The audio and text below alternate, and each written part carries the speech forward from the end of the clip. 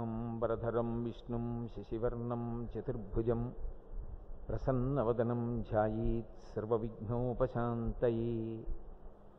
गुरुर्ब्रह्मा गुरुर्विष्णुः गुरुर्देवो महेश्वरः गुरुस्साक्षात् परब्रह्म तस्मै श्रीगुरवे नमः। व्यासाय विष्णुरूपाय व्यासरूपाय विष्णवे नमो वै ब्रह्मनिधये वासिष्ठाय नमो नमः।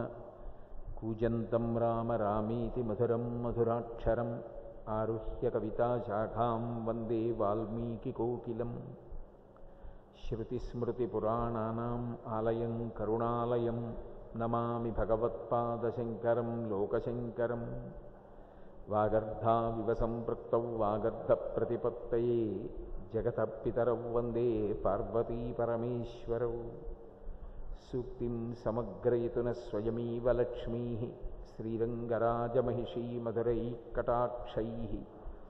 वैदग्ध्यवर्णगुणगुम्भनगौरवैर्यां कण्डूलकर्णकुहराः कवयोधयन्ति। हैमोर्ध्वपुण्ड्रमजहन्मकुटं सुनासं मन्दस्मितं मकरकुण्डलचारुगण्डं बिम्बाधरं बहुलदीर्घकृपाकटाक्षं श्रीवेङ्कटेशमुखमात्मनिसन्निधत्ताम्। विमलपटी कमलकुटी पुस्तकरुद्राक्षशस्तहस्तपुटी कामाक्षी पक्ष्मलाक्षी कलितविपञ्ची विभासि वैरिञ्ची। मनोजवं मरुततुल्यवेगं जितेन्द्रियं बुद्धिमतां वरिष्ठं वातात्मजं वानरयूथमुख्यं श्रीरामदूतं शिरसा नमामि। आपदामपहर्तारं दातारं सर्वसम्पदां लोकाभिरामं श्रीरामं भूयो भूयो नमाम्यहम्। हरिः ओम्। పరమేశ్వర స్వరూపమైన సభకి నమస్కారం. కుటుంబ వైభవంలో, కుటుంబ వ్యవస్థలో ఒక శిశువు జన్మించిన తరువాత తల్లిదండ్రులు ఇద్దరూ కష్టపడి ఆ బిడ్డని ప్రయోజకుడిగా తీర్చిదిద్దేటటువంటి ప్రయత్నంలో విద్యావంతుణ్ణి చేయడానికి ఒక గురువుకు అప్పచెప్తారు. ఆ గురువుగారు పిల్లవాడిని సానపట్టి ప్రయోజకుడిగా తీర్చిదిద్దేటటువంటి ప్రయత్నం చేస్తాడు. కానీ వయస్సు అనేటటువంటిది ఒకటి ఉంటుంది కదూ. ఆ వయస్సు లింగభేదాన్ని తెలియచేసి మనస్సునందు ఒక వయసులో కామము పొటమరిస్తుంది. ఆ కామము ధర్మము చేత ముడిపడాలి. ఇది భారతీయ తత్వమునందు అత్యంత ప్రధానమైనటువంటి విషయం. మీరు ఏదైనా దేవాలయానికి వెడితే నిజానికి ఇది కావాలి అని అడగవలసిన అవసరం లేకుండా ఋషులు ప్రతిపాదించారు ఏ అడగాలో. ధర్మ అర్థ కామ మోక్ష చతుర్విధ పురుషార్థ ఫల సిద్ధ్యర్థం అంతే. అవి పురుషార్థములు అంటే పురుషుడు అర్థించి పొందవలసినవి. పురుషుడు అంటే అక్కడ ప్రతిపాదన మగవాడు అని కాదు. పురుషుడు అంటే ప్రతి జీవి కూడా. ఇది భగవంతుడి మ్రోలకు వెళ్ళి అర్థించగలిగినటువంటి అవగాహన శక్తి ఇతర ప్రాణులకు ఉండదు కనుక మనుష్య ప్రాణికి అన్వయం. అడగవలసినది ఏది అంటే ధర్మార్థకామ మోక్షములు 4. ఇందులో ప్రత్యేకంగా మోక్షాన్ని పొందడానికి వేరు ఉపకరణములు ఉండవు. ఈ 3 ఉపకరణములు: ధర్మము, అర్థము, కామము. ఇందులో అర్థము కానీ కామము కానీ విచ్చలవిడితనాన్ని పొందకూడదు. అర్థాన్ని సంపాదించేటప్పుడు ధర్మముతో ముడిపడాలి. అర్థమును వ్యయించేసేటప్పుడు ధర్మంతో ముడివెయ్యాలి. అర్థము అని నేను అన్నప్పుడు కేవలము డబ్బు అని అర్థం చేసుకోకూడదు. సమస్త భోగోపకరణముల యొక్క సమాహార స్వరూపమునకు అర్థము అని పేరు. ఆ అర్థం లోపలికి వచ్చేటప్పుడు అది ధార్మికమై ఉండాలి. మనం ఖర్చు పెట్టేటప్పుడు ధార్మికమై ఉండాలి. అర్థము ధర్మముతో ముడిపడాలి. కామము ధర్మముతో ముడిపడాలి. కామము అంటే అన్ని వేళలా స్త్రీ పురుష సంబంధమే కాదు. ఏ కోరిక మనసులో పుట్టనివ్వండి. నాకు మెడలో ఒక రుద్రాక్షమాల వేసుకోవాలి, అది బంగారంతో చేయించుకోవాలి అని ఒక కోరిక పుట్టిందనుకోండి.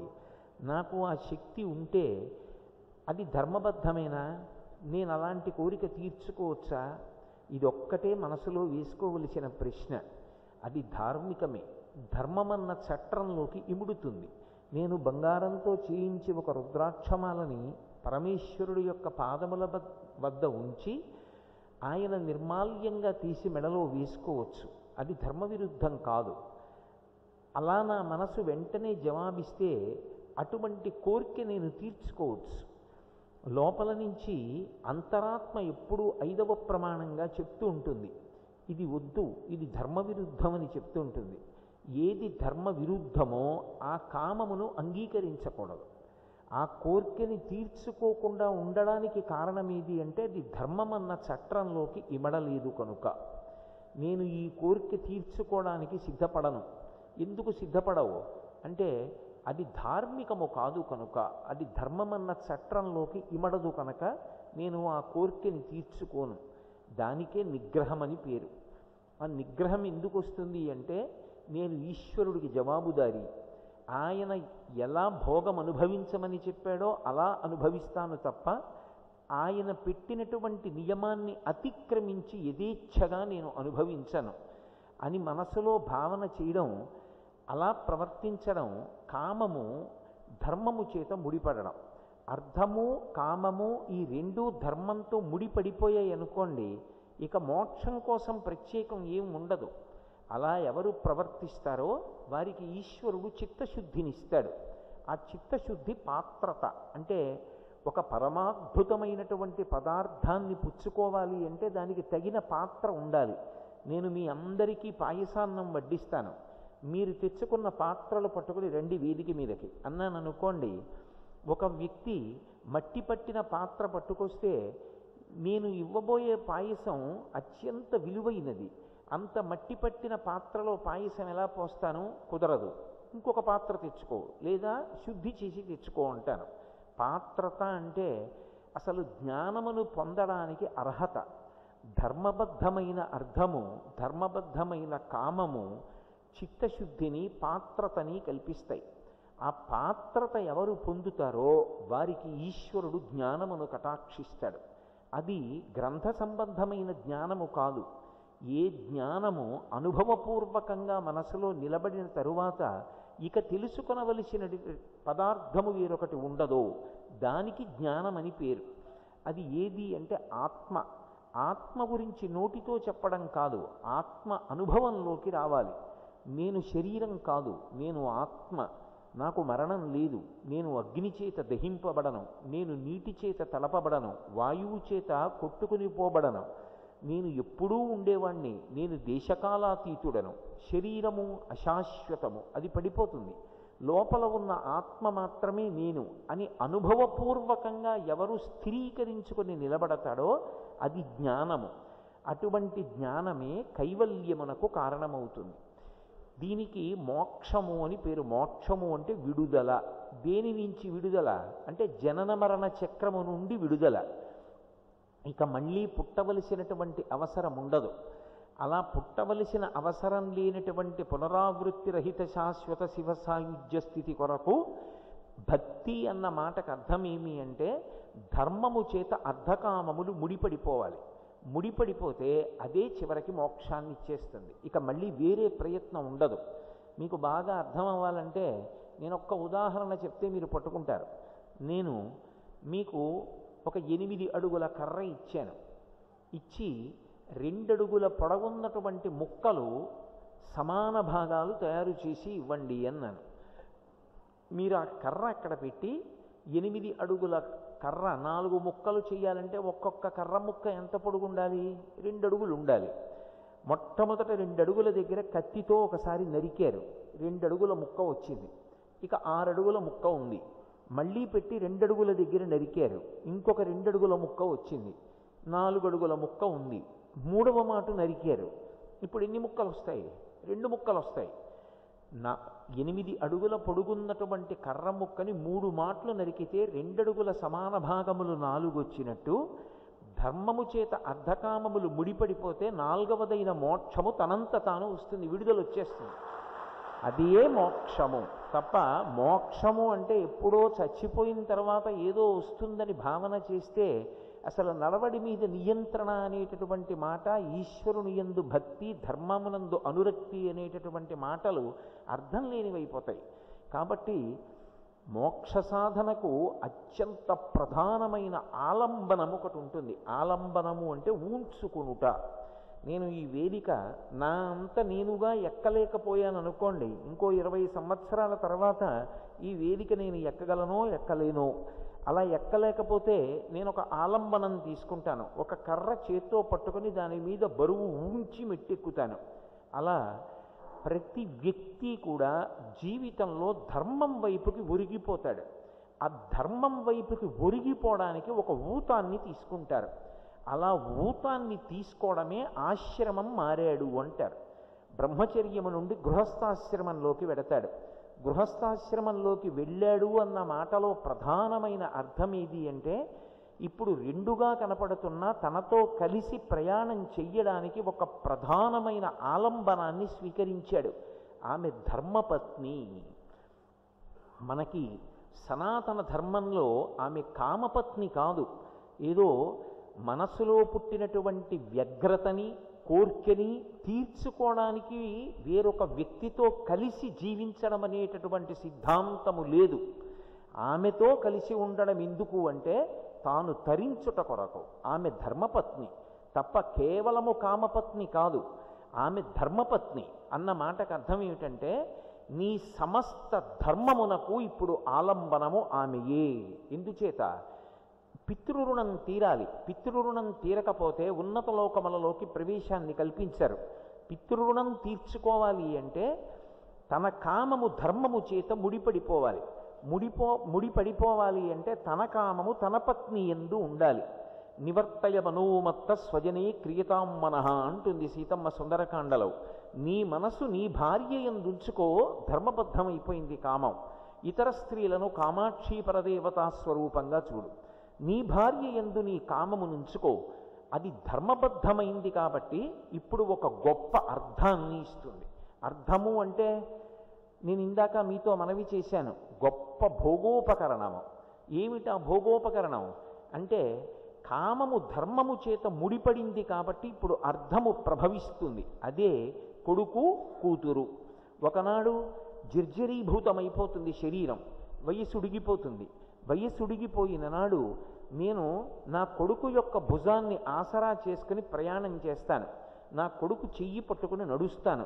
నాన్నగారు, మీరు బడలిపోయారు, మీ శరీరంలో ఓపికన్నంత కాలం సంపాదించారు, మమ్మల్ని పెంచి పెద్ద చేశారు.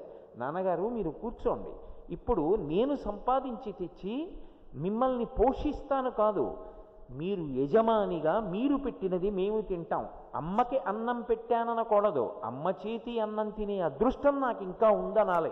ఆవిడ అంత పెద్దదైపోయినా మా అమ్మని నేను పోషిస్తున్నాను అన్న మాట అన్నవాడు సంస్కారహీనుడు. అమ్మని పోషించడం ఏమిటి?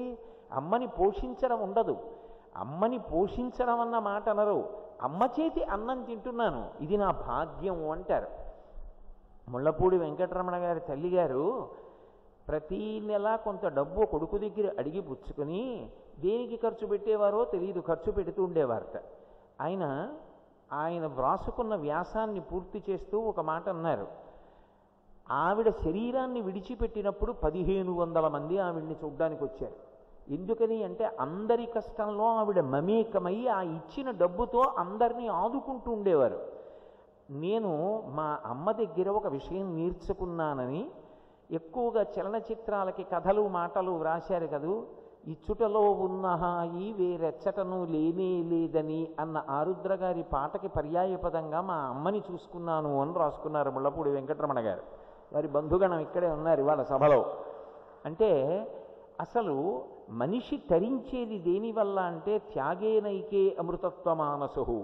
ఖర్చు పెట్టిన అమ్మ నుండి కూడా నేను ఒక గుణాన్ని నేర్చుకున్నాను అన్నారు తప్ప ఆయన ఎక్కడా కూడా మా అమ్మ ఇంత ఖర్చు పెట్టింది అన్న మాట మాత్రం వాడలేదు ముళ్ళపూడి వెంకటరమణ గారు. అది సంస్కారం. అమ్మ చేతి అన్నం నేను తింటున్నాను అనాలి. కాబట్టి భార్య ధర్మపత్ని. పత్ని అన్న మాటకు అర్థం ఏమిటంటే, యజ్ఞయాగాది క్రతువులు చేసినప్పుడు తన పక్కన కూర్చోడానికి ఆమె అధికారమును పొంది ఉంటుంది. ఇప్పుడు ఆమె తన పక్కకి చేరింది కాబట్టి ఒక గొప్ప అర్థము ప్రభవించింది. తాను వృద్ధుడైపోయినప్పుడు తండ్రిని కూర్చోపెట్టి, నాన్నగారండి, ఈ శరీరాన్ని పోషించింది మీరు, దీనికి విద్యాబుద్ధులు చెప్పించింది మీరు, దీన్ని సంస్కారవంతం చేసింది మీరు, పెంచి పెద్ద చేసినది మీరు, ఇది మీది, మీదైన వస్తువు సంపాదించినది మీదవుతుంది. కాబట్టి మీరు నాకన్నం పెడుతున్నారు తప్ప నేను మీకన్నం పెట్టట్లేదు నాన్నగారండి అని పరమ గౌరవంతో తండ్రికి సాకి, పసిపిల్లవాడు ఎలా తండ్రి చేత చూడబడతాడో అలా తండ్రి వృద్ధుడైపోయినప్పుడు పసిపిల్లవాడిగా భావన చేసి, కొడుకుగా భావన చేసి, కొడుకు తండ్రిని సాకి శరీరత్యాగం చేసేటప్పుడు పక్కన ఉండి కొడుకు ఒళ్ళో తండ్రి తలపెట్టుకొని శరీరత్యాగం చేస్తున్నప్పుడు కాశీపట్టణంలో శరీరత్యాగం చేసినంత ఫలితాన్ని పొందుతాడు అని. ఏ బెంగ లేకుండా తన ప్రతిస్వరూపమైనటువంటి ఆ కొడుకు ఒళ్ళో తలపెట్టుకుని నిర్గమిస్తున్నప్పుడు తండ్రి ఎంత ఉపశాంతి పొందుతాడోట. అలా నిర్గమిస్తే ఆ తండ్రి ఉత్తమగతులు పొందడం కోసమని అంత్యేష్టి సంస్కారాన్ని కొడుకు నిర్వహిస్తాడు. ఇందులో ఇంత గొప్ప సుఖానికి ఆలంబనమైనటువంటి కొడుకుని ఇవ్వగలిగినది ఎవరు అంటే ధర్మపత్ని. ఆమె ఆ పురుషుని యొక్క తేజస్సుని తాను స్వీకరించి ఆయనకి పరమ అర్ధస్వరూపమై, భోగస్వరూపమై, సుఖస్వరూపమై, రక్షణస్వరూపమైనటువంటి కొడుకుని ప్రభవింపచేసి తండ్రికి అప్పచెప్తోంది, ఆ తన భర్తకు అప్పచెప్తోంది. కాబట్టి ఆమె ధర్మపత్ని. రెండు, ఆమె లేనినాడు అసలు ఉత్తమగతులు కలగవు.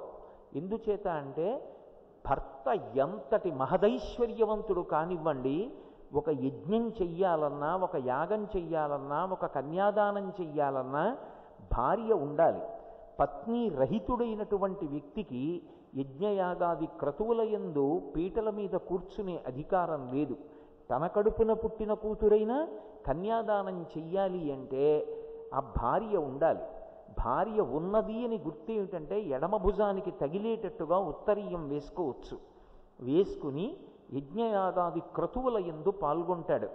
ఆమె ఇక్కడ భోగమే కాదు, శరీర పతనానంతరము ఉత్తమ లోకములను పొందడానికి కావలసినటువంటి ఉత్తమ కర్మలు ఇక్కడ చెయ్యడానికి పురుషునకు అధికారమును కూడా ఎవరు కల్పిస్తున్నారు అంటే ధర్మపత్ని కల్పిస్తోంది.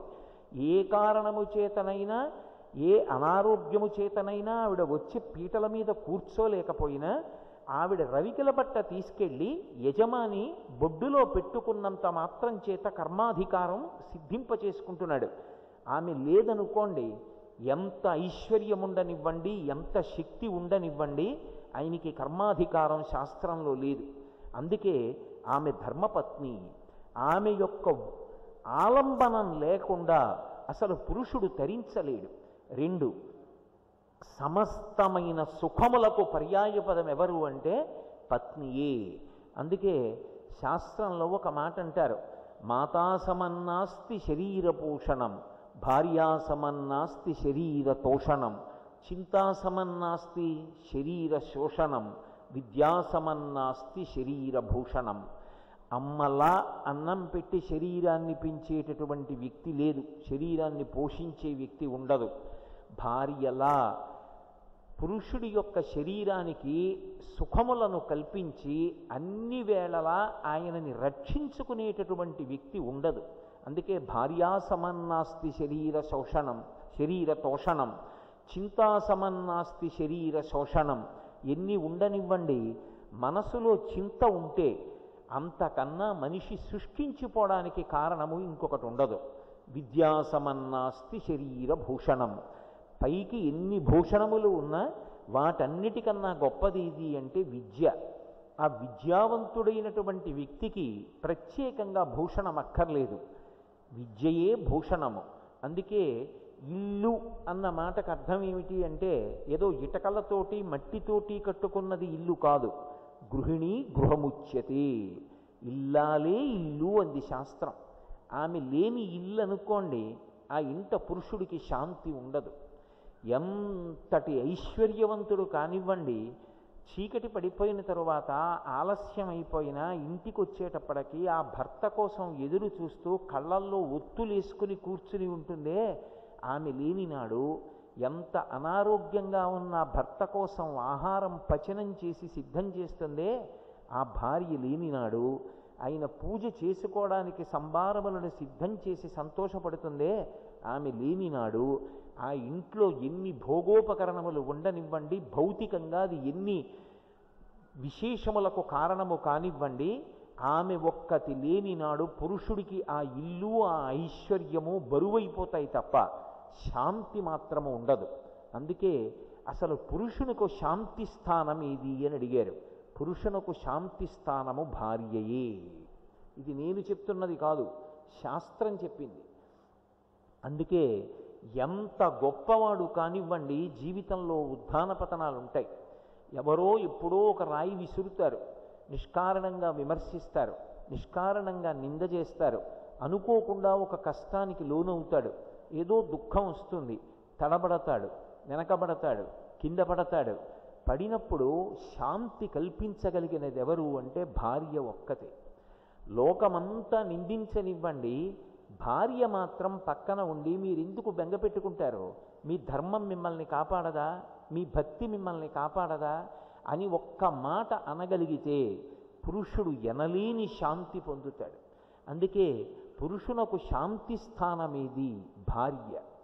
ఆమె లేనినాడు పురుషుడు అసలు తీవ్రమైనటువంటి అశాంతిని పొందుతాడు. మీరు చూడండి, రామాయణంలో ఒక మాట అంటాడు, సుమంత్రుడు అరణ్యవాసం చేస్తున్నటువంటి సీతారాముల్ని చూసి వెనక్కి వెళ్ళిన తరువాత సీతమ్మ ఎలా ఉన్నది అని అడిగారు.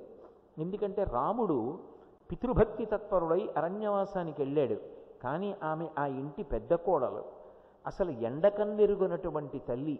అటువంటి తల్లి అరణ్యవాసానికి వెళ్ళినప్పుడు మా మామగారు నిష్కారణంగా మా వారిని అరణ్యవాసానికి పంపించారని మనసులో ఏదన్నా ఖేదం పెట్టుకుని ప్రవర్తిస్తోందా? లేదా ఒక్క మాట సీతమ్మ అందనుకోండి, మీ చేతకానితనం వల్ల కదూ ఈ అరణ్యవాసం వచ్చింది. మరిది లక్ష్మణస్వామి చెప్తూనే ఉన్నాడు, వయోవృద్ధుడైన మామగారికి రాజ్యాన్ని పట్టుకెళ్ళి భరతుడికి ఇచ్చే అధికారం ఎక్కడుంది? ఇంత కోదండ విద్యాపండితులైనటువంటి మీరు తిరుగుబాటు చేసి ఉంటే ఈ పాటికి యవ్వరాజ్య పట్టాభిషేకం చేసుకుని అయోధ్యానగరంలో అంతఃప్రవాసం చేస్తూ అష్టైశ్వర్యాలు అనుభవిస్తూ ఎంత సంతోషంగా ఉండవలసిన దాననో. అయోనిజని, జనక మహారాజు గారి కూతుర్ని, దశరథ మహారాజు గారి పెద్ద కోడల్ని, ఏమిటి నాకు ఈ ఇడుములు అని ఆమె అనవచ్చు. కానీ ఆ తల్లి గురించి చెప్తూ ఆ దశరథుడి మంత్రి అంటాడు, బాలేన రమతే సీత బాలచంద్ర నిభానన రామా రామే హ్యదీనాత్మ విజనేపి వనేసతి అంటాడు. రాముడు పక్కన ఉండగా చిన్నపిల్ల ఎలా ఆడుకుంటుందో అలా ఆడుకుంది సీతమ్మ అరణ్యంలో. తప్ప నాకు ఇది లేదన్న భావన ఎన్నడూ పొందలేదు. భర్త కష్టంలో ఉండనివ్వండి, సుఖంలో ఉండనివ్వండి, నీడ ఎలా విడిచిపెట్టకుండా విడుతుందో అలా కష్ట సుఖాలలో తోడు నీడగా అందరి యొక్క ఆదరణని తనలో నింపుకుని పక్కన ఊతంగా నిలబడేటటువంటి వ్యక్తి ధర్మపత్ని. అందుకే ఆ కన్యాదానం చేసేటప్పుడు జనక మహారాజు గారు అంటాడు, ఇయం సీత మమసుత సహధర్మచరీతవ ప్రతీచ్ఛ చైనాం భద్రం తే పాణింగుర్నీశ్వపాణిన పతివ్రత మహాభాగ ఛాయేవానుగత సదా అంటాడు. నీడ ఎలా వస్తుందో, నేను ఒక ముళ్ళకంచె పక్క నుంచి వెడుతున్నప్పుడు నా నీడ, అయ్యో నేను ఎందుకు ముళ్ళకంప మీద పడాలి, ఇక్కడ వరకు వచ్చి ముళ్ళకంప దాటిపోయిన తర్వాత మళ్ళీ నిన్ను అనుగమిస్తానని ముళ్ళకంప దగ్గరికి వెళ్ళినప్పుడు మాత్రం నాతో పాటు రాకుండా ఉండిపోదు కదా, అక్కడ కూడా ముళ్ళ మీద పడుతూ నీడ వస్తుంది. ఎక్కడో పుట్టి ఎక్కడో పెరిగినటువంటి ఆ పిల్ల భర్త చిటికిన వేలు పట్టుకుని ప్రస్థానంలో గృహస్థాశ్రమంలో మెట్టింటికి వెళ్ళగానే ఆయన కష్టాలు తనవి అనుకుంటుంది, ఆయన సుఖాలు తనవి అనుకుంటుంది, అటువైపు వారి యొక్క బంధువులందరూ తనవారు అనుకుంటుంది.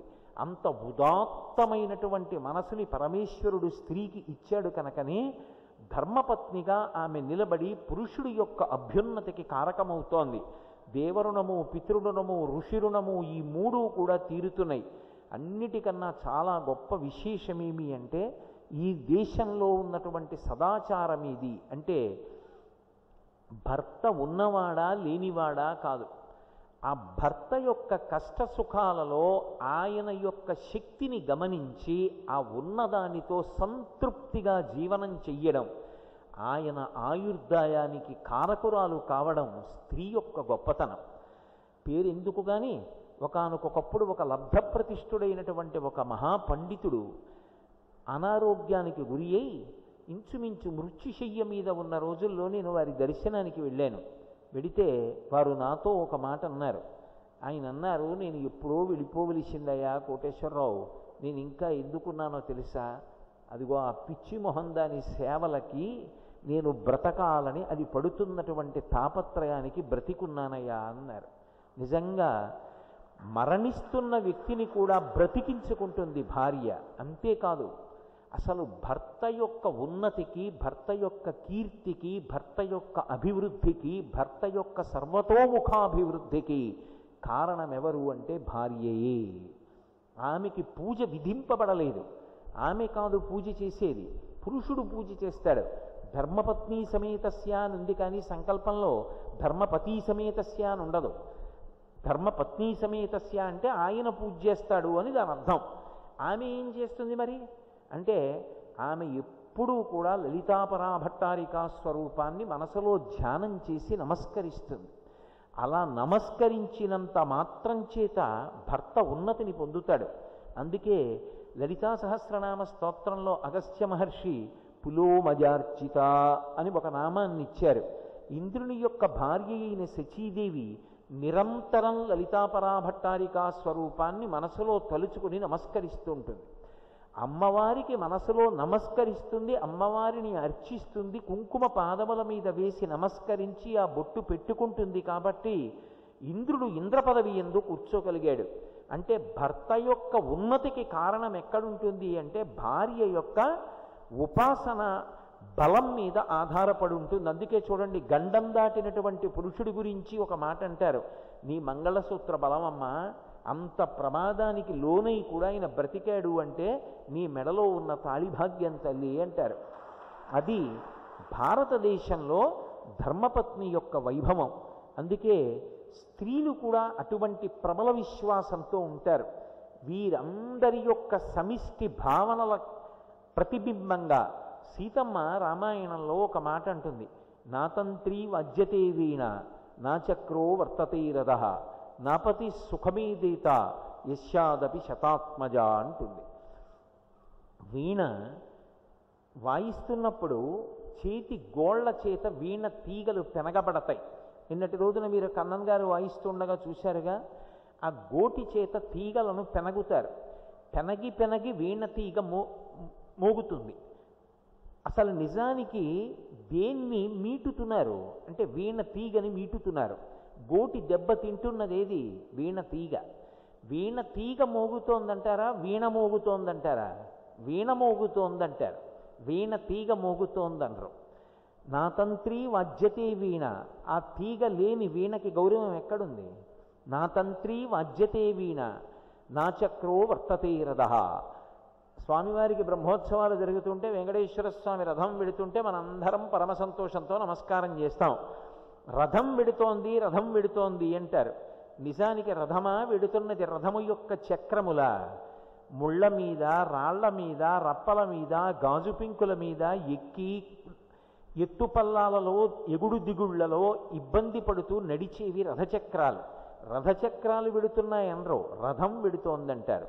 నా తంత్రి వజ్యతే వీణ నా చక్రో వర్తతే రథః నాపతి సుఖమేదేత. ఈ చక్రములు దెబ్బలు తిని రథానికి గౌరవం ఇచ్చినట్టు, వీణ తీగ పెనగి పెనగి వీణకి గౌరవం ఇచ్చినట్టు, భర్త సమాజంలో కష్టపడి కీర్తి సంపాదించుకుని భార్యకి గౌరవాన్ని కట్టబెడుతున్నాడు. కాబట్టి నా చక్రో వర్తతే రథః నాపతి సుఖమేదేత యస్యాదపి శతాత్మజ. భర్త వలన స్త్రీ పొందినటువంటి గౌరవము ఏది ఉంటుందో, ప్రేమ ఏది ఉంటుందో, ఆయన వలన పొందినటువంటి ఫలితము ఏది ఉంటుందో అది 100 కొడుకుల వలన కూడా లభ్యము కాదు. అది ఎటువంటి కొడుకులు? అమ్మ నిద్ర లేచి నిద్ర మంచం మించి పాదములు కింద పెడుతున్నప్పుడు అమ్మా నీ పాదములు నేల మీద పెట్టి నడవవద్దని 9 కొడుకులు వచ్చి తమ అరిచేతులను చాపి నేల మీద పెట్టి అరిచేతులలో అమ్మ యొక్క పాదములను వేయించుకుని నడిపించగలిగినంత ప్రేమ కలిగిన కుమారుల యొక్క 9 సమూహము కన్నా భర్త ఇచ్చేటటువంటి గౌరవము అంత గొప్పది. పూర్వం మా ఇంట్లో మా అమ్మమ్మ గారు ఓ మాట అంటుండేది, భర్త రాజ్యం తన రాజ్యం, బిడ్డల రాజ్యం పరరాజ్యం అంటుండేది. భర్త గారు ఉన్నప్పుడు తన రాజ్యం, అందులో నేనన్న స్వాతిశయం. ఏదో వెనకటికి ఒక ఆయన ఏదో అంటే భర్త భార్య వాళ్ళిద్దరి యొక్క అనురాగం, భర్త సొమ్ము భార్యదే కదూ, వాళ్ళిద్దరిది రెండెందుకు అవుతుంది, దాని గురించి ఒక అద్భుతమైన విషయం చెప్పాడు. ఏమన్నా ఒక్క 100 రూపాయలు ఉంటే ఇద్దరు మీ జీతం వచ్చాక ఇచ్చేస్తానందిట భార్య. ఎవరిని భర్త దగ్గరికి వెళ్ళి ఒక్క 100 రూపాయలు ఇవ్వండి మీ జీతం వచ్చాక ఇచ్చేస్తానంటే ఆయన జీతం వచ్చాక ఆయనకే ఇచ్చేస్తున్నా 100 రూపాయలు. అసలు ధర్మశాస్త్రం ఏమిటంటే అసలు ఐశ్వర్యమంతా ఎవరిది అంటే భార్యదే. భార్య మెడలో తాళి కట్టగానే ఐశ్వర్యమంతా ఆమెకే చెందుతుంది తప్ప ఆయనది కాదు. ఇల్లాలు ఐశ్వర్యమంతా ఎవరిది అంటే ఆమెకే చెందుతుంది. అందుకే సమస్త ఐశ్వర్యములకు ఆలంబనం ఎవరు అంటే ఆమెయే. అటువంటి భార్య నాపతి సుఖమేదీత యస్యాదపి శతాత్మజ, 9 కొడుకులు ఇచ్చినటువంటి సుఖం కన్నా ఒక్క భర్త వలన మాత్రమే స్త్రీ అంత సుఖాన్ని పొందుతుంది. ఇది నేను అనడానికి శాస్త్రీయమైన ప్రమాణం ఏమిటి అంటే భార్య వలన భర్త ఎంత సౌఖ్యాన్ని పొందుతాడో, ఎంత ధర్మాన్ని పొందుతాడో, ఎంత పుణ్యాన్ని పొందుతాడో భార్య అంతకన్నా ఎక్కువ ప్రయోజనాన్ని భర్త వలన పొందుతోంది. అది కేవలముగా శారీరకమైన సంబంధము కాదు, అదొక పరమాద్భుతమైనటువంటి ఆధ్యాత్మిక అనుబంధం. అందుకే అసలు భార్యాభర్తల లాంటి పరమమంగళప్రదమైనటువంటి జంట లోకంలో ఇంకొకటి ఉండదు. సీతమ్మ రామాయణంలో అయోధ్యకాండలో అరణ్యవాసం చేస్తోంది. ఆ అయోధ్యకాండ పూర్తయిపోతున్న సందర్భంలో అనసూయమ్మ ఆశ్రమానికి వెళ్ళారు. అత్రి మహర్షి అనసూయమ్మ ఆహ్వానం పలికారు, లోపలికి వెళ్ళారు. వెళ్ళిన తరువాత మహర్షి వర్ణించారు, గాలికి అరటి చెట్టు ఊగిపోయినట్టుగా వయోభారం చేత అనసూయమ్మ కదిలిపోతోంది. కానీ మహాతపస్విని, గొప్ప తల్లి, తన తపోబలం చేత సూర్యచంద్రుల యొక్క గమనాన్ని ఆపిన తల్లి, అంతటి మహాపతివ్రత.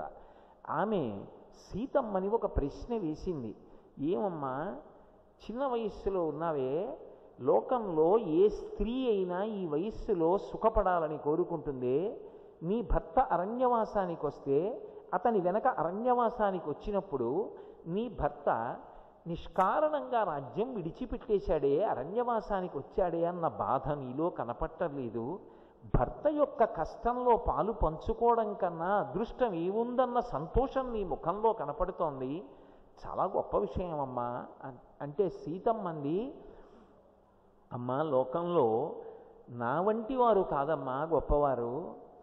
తాళి కట్టినటువంటి భార్యని రాత్రి సేవించకూడని పదార్థం సేవించి వచ్చి పశువుని కొట్టినట్టు కొట్టినా, ఒళ్ళంతా దెబ్బలు తిని పడుకున్నా, తెల్లవారుసామున నిద్రలేస్తూ మెడలో మంగళసూత్రాలు కళ్ళకద్దుకుని ఆయన చేతిలో నేను వెళ్ళిపోవాలని, ఆయన 100 ఏళ్ళు బ్రతకాలని కోరుకున్న స్త్రీమూర్తుల ముందు మహాయోగ్యుడైనటువంటి రామచంద్రమూర్తి వంటి భర్తని పొంది రాశీభూతమైన ధర్మమైన రామచంద్రమూర్తిని అనుగమించడం క్లేశమా తల్లి?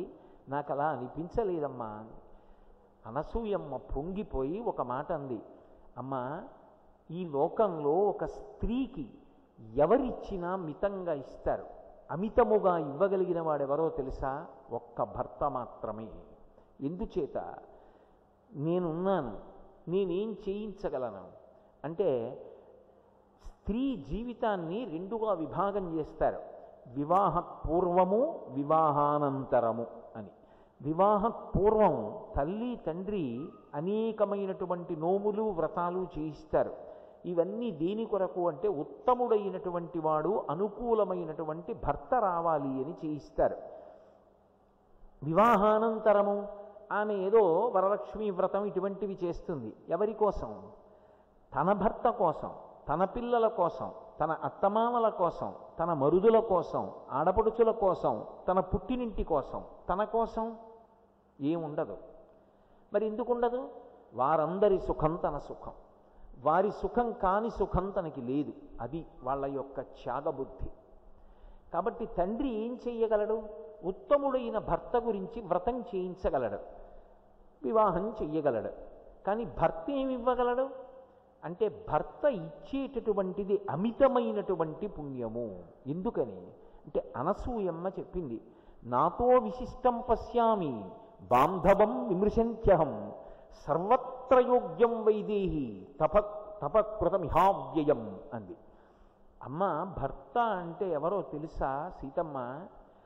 లోకంలో తండ్రి కాని, అన్న కాని, తమ్ముడు కాని, బంధువులు కాని ఎవ్వరూ ఇవ్వలేనంత అపరిమితంగా ఇచ్చేటటువంటి వాడు భర్త ఒక్కడే. ఎందుకని? మంగళసూత్రం కడుతూనే ఒక మాట అంటాడు. తన జీవితంలో ఇక పూర్వం ఎవ్వరితో ఆ మాట అనలేదు.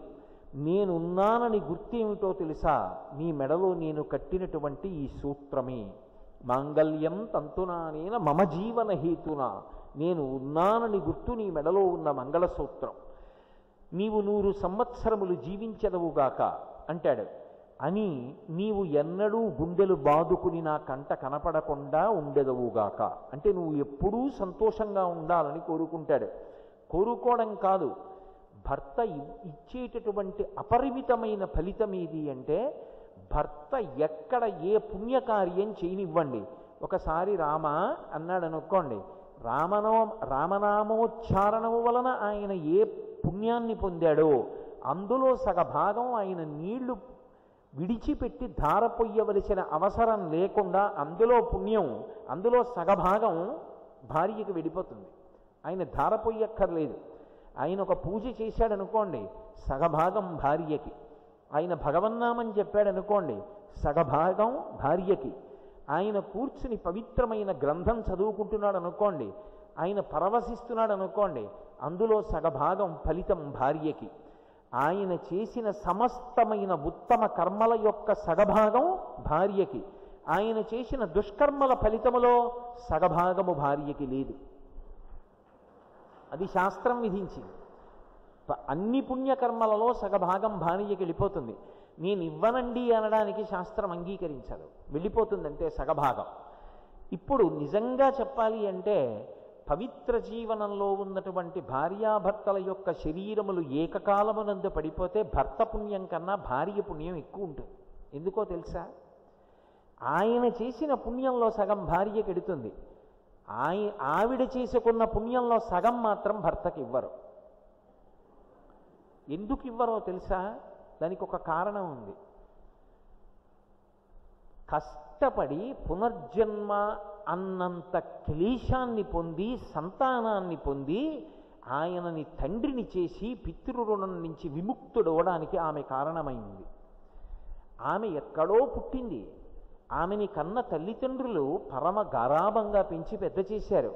కానీ ఆ పిల్ల తన తల్లిదండ్రుల్ని వదిలిపెట్టేసింది, తన గోత్రం వదిలిపెట్టేసింది, తన ఇంటి పేరు వదిలిపెట్టేసింది, తన వారిని వదిలిపెట్టేసింది, తన ప్రాంతాన్ని వదిలిపెట్టేసింది.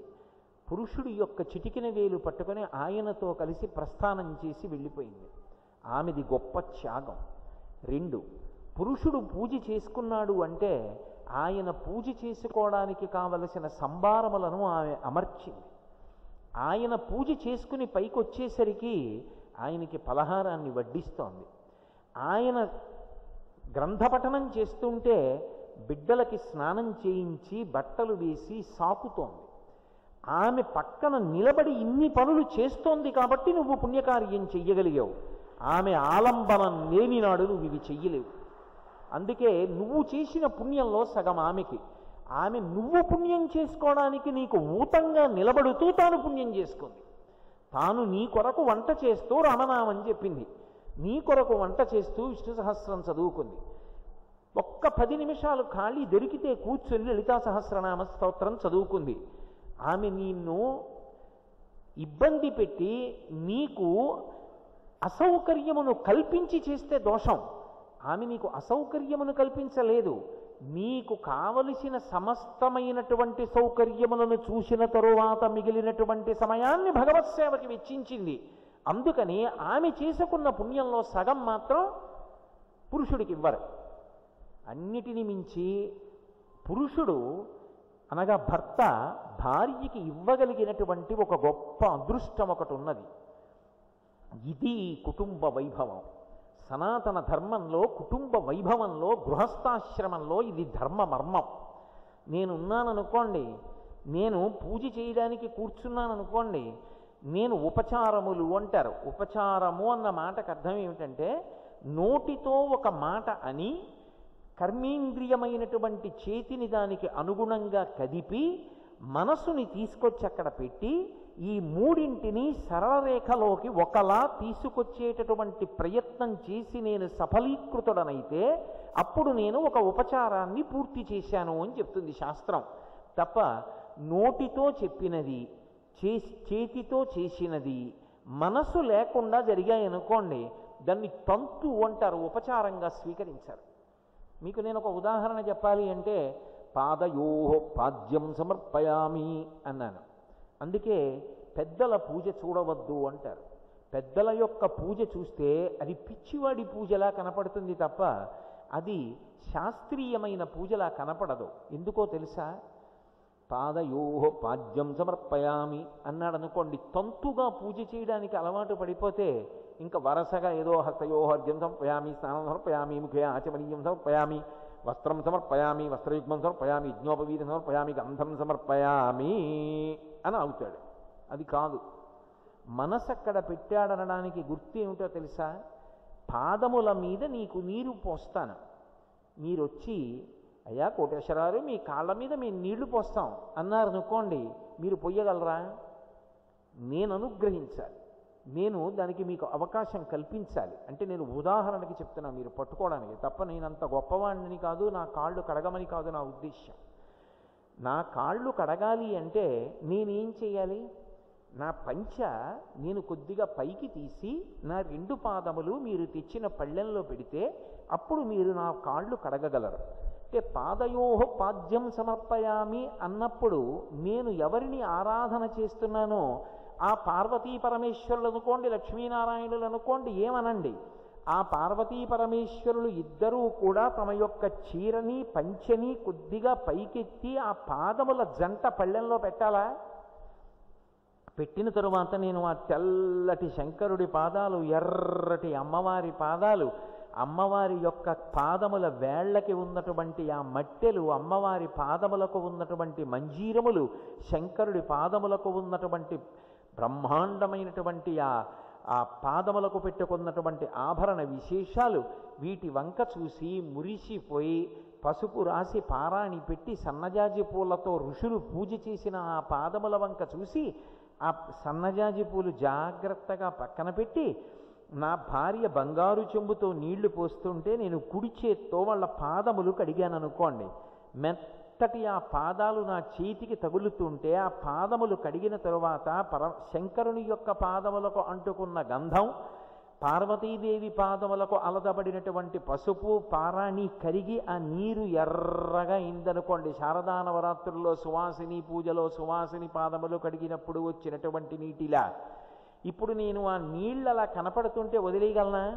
కదాకాళీ మాథ కదయ కలితాలక్తకరసం పిబీయం విద్యార్థి తవ చరణ నిర్నేజన జలం ప్రకృత్యామూకానామపి చ కవితాకారణతయా అని కథాదత్తే వాణి ముఖకమల తాంబూల రసతాం అంటారు శంకర భగవత్పాదులు. సరస్వతీదేవి తాంబూల చర్వణం చేసినట్టుగా ఉన్నటువంటి ఆ ఎర్రటి నీరు అలా చూసి నేను వదిలిపెట్టగలనా? వెంటనే నేను ఉద్ధరిణితో ఆ పాదములు మునిగి ఉన్న పళ్ళెంలోని నీరు తీసి కుడి చేతిలో వేసుకుని 3 మాటలు తీర్థం తీసుకుని నా భార్యకిచ్చి చేతులు కడుక్కొని, అమ్మ పాదాలు ఎత్తుతారా అమ్మా, నేను ఒక్కసారి ఇలా పళ్ళెం తీస్తానమ్మా అని నీళ్లు కింద పడకుండా పక్కన పెట్టి వాళ్ళ పాదములు అలా ఉంటే నా ఉత్తరీయం తీసి పాదములు ఒత్తితే పాదయోః పాద్యం సమర్పయామి పూర్తయింది. బహుశః ఈ ఉపచారమే నాకు గంటసేపు పట్టచ్చు, నా మనసు రమించిపోయిందనుకోండి, అప్పుడు పాదాలు తుడిచేసి వదిలేస్తారా? శంకరాచార్యుల వారే శివానంద లహరిలో ప్రతిపాదన చేశారు. అప్పుడు ఏమంటారు? గృహీత్వా హస్తాభ్యాం, ఇలా రెండు చేతులు పెట్టి, అమ్మా ఒక్కసారి నా చేతిలో పెట్టవా అమ్మా పాదాలు అంటే, అప్పుడు ఆ కామాక్షి ఏకాంబరీశ్వరులు వాళ్ళ పాదములు ఎత్తి నా చేతులలో పెట్టారనుకోండి, మెత్తటి అరికాళ్ళు తగులుతుంటే ఆ పాదముల జంటని ఇలా పట్టుకుని ఉండగలనా?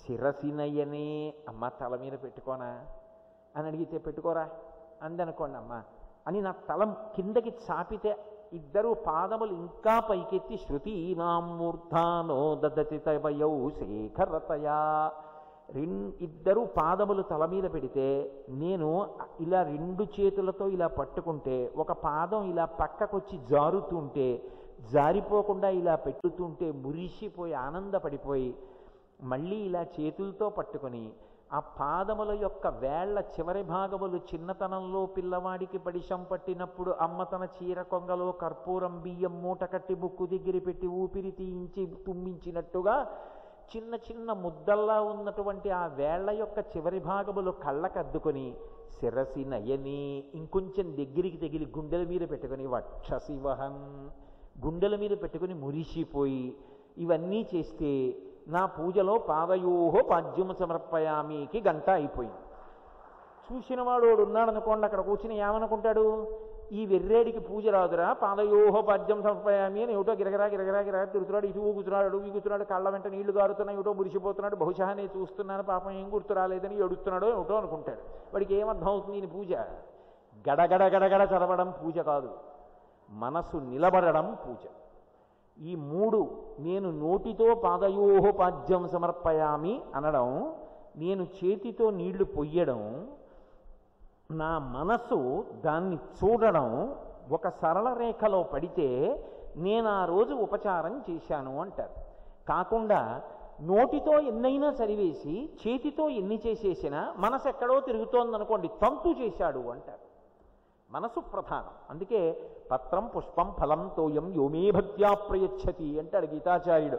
నాకు కావలసింది రొట్ట కాదు, ఇవన్నీ నేను సృష్టించినవే, నాకు నీ మనస్సు కావాలంటాడు. కుటుంబ వైభవంలో భార్య అదృష్టం ఏమిటో తెలుసా? ఆవిడికి ఇది లేదు మినహాయింపు. ఎందుకని అంటే, ఓసారి వచ్చి నా కాళ్ళు మా ఆవిడ పట్టుకుందనుకోండి, వెంకటేశ్వర స్వామి కాళ్ళు పట్టుకుందని వేస్తారు. నాకు పొద్దున్నే పలహారం పెట్టిందనుకోండి, బాలభోగం చేసిందని వేస్తారు. నాకు మధ్యాహ్నం భోజనం పెట్టిందనుకోండి, మహానైవేద్యం పెట్టిందంటారు. నాకు రాత్రి కాళ్ళు ఒత్తిందనుకోండి,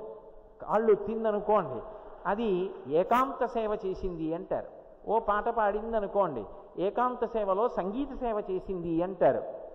అంటే భర్తకి చేసినటువంటి ఉపచారము ఏది ఉన్నదో అది పరమాత్మకే చేసినది అని వేసేస్తారు. అందుకనంటోంది అనసూయమ్మ. మళ్ళీ వెనక్కి రండి. అనసూయమ్మ నాతో విశిష్టం పశ్యామి బాంధవం విమృశంత్యహం సర్వత్ర యోగ్యం వైదేహి తపత్కృత విహావ్యయం. అనసూయమ్మ లాంటి మహాపతివ్రతలు ఈ మాట చెప్పగలరు తప్ప, శాస్త్రం చదువుకున్న వాళ్ళు, శాస్త్రం తెలుసున్న వాళ్ళు చెప్పాలి తప్ప, దాని గురించి ఏమీ తెలియకుండా ఏదో అర్థం పర్థం లేని మాటలు మాట్లాడతానన్న వాళ్ళు అంత గంభీరమైన విషయాల గురించి ఏం మాట్లాడగలరు? కాబట్టి దాని వలన ప్రయోజనాన్ని పొందుతారు. పైగా ఒక్క సనాతన ధర్మమునందే కుటుంబమునందు ఒక విశేషం ఉన్నది. భర్త దుర్మార్గుడు కావచ్చు, నేను మొన్న మీతో మనవి చేశా, ధర్మము నా వైపు నుండి ఉంటుంది తప్ప అవతల వాళ్ళని బట్టి నా ధర్మం మారదు. నా తండ్రి గారు ఇటువంటి వాడన్న దాన్ని బట్టి నా పుత్రధర్మం మారదు. మా తండ్రి గారు గౌరవించాలి, మా అమ్మ గౌరవించాలి, మా గురువు గారు గౌరవించాలి, నా అధికారి గౌరవించాలి, అంతేకాని వాళ్ళు ఎలాంటి వాళ్ళు అని విచారణ చేసి గౌరవిస్తే ధర్మం అవదు. నా వైపు నుండి ధర్మం ఉంటుంది ఎప్పుడు. అయినప్పుడు భర్త పరమ దుర్మార్గుడే, కానీ ఆమె మాత్రం దైవంలా భావన చేసింది. వాడు భ్రష్టుడు, నేను వెనకేసుకు రావట్లేదు. భర్త భ్రష్టుడే, కానీ ఆయనని దైవంలా చూసినటువంటి భార్య ఉన్నదే, ఆమె మహాపతివ్రతయై చరిత్రని తిరగరాస్తుంది. మహర్షులు పొందనటువంటి స్థితిని కూడా ఈ దేశంలో పతివ్రతలు పొందారు. అందుకే మండోదరి మహాపతివ్రత. భర్త రావణాసురుడు పరమదుర్మార్గుడు కావచ్చు, కానీ భర్తని దైవంలా తన ధర్మంలో తాను చూసినటువంటి మండోదరి మాత్రం మహాపతివ్రతయే. తార మహాపతివ్రత, సీతమ్మ మహాపతివ్రత. సీతమ్మ ఎక్కువ పతివ్రత, మండోదరి తక్కువ పతివ్రత అలా ఉండవు. పతివ్రత అంటే సమాన స్థాయి. ధర్మాచరణము చేత భర్త దుర్మార్గుడైతే వాడు పతనం అవుతాడు. కానీ ఆయనని దైవంలా చూసినటువంటి భార్య మాత్రం మహాపతివ్రత అయి సూర్యాస్తమయాల్ని ఆపుతుంది. ఇది భర్తని అనుగమించడం ద్వారా భార్య పొందింది. నాతో విశిష్టం పశ్యామి బాంధవం విమృశంత్యహం, ఇలా ఇవ్వగలిగిన వాడు వేరొకడు లేడు.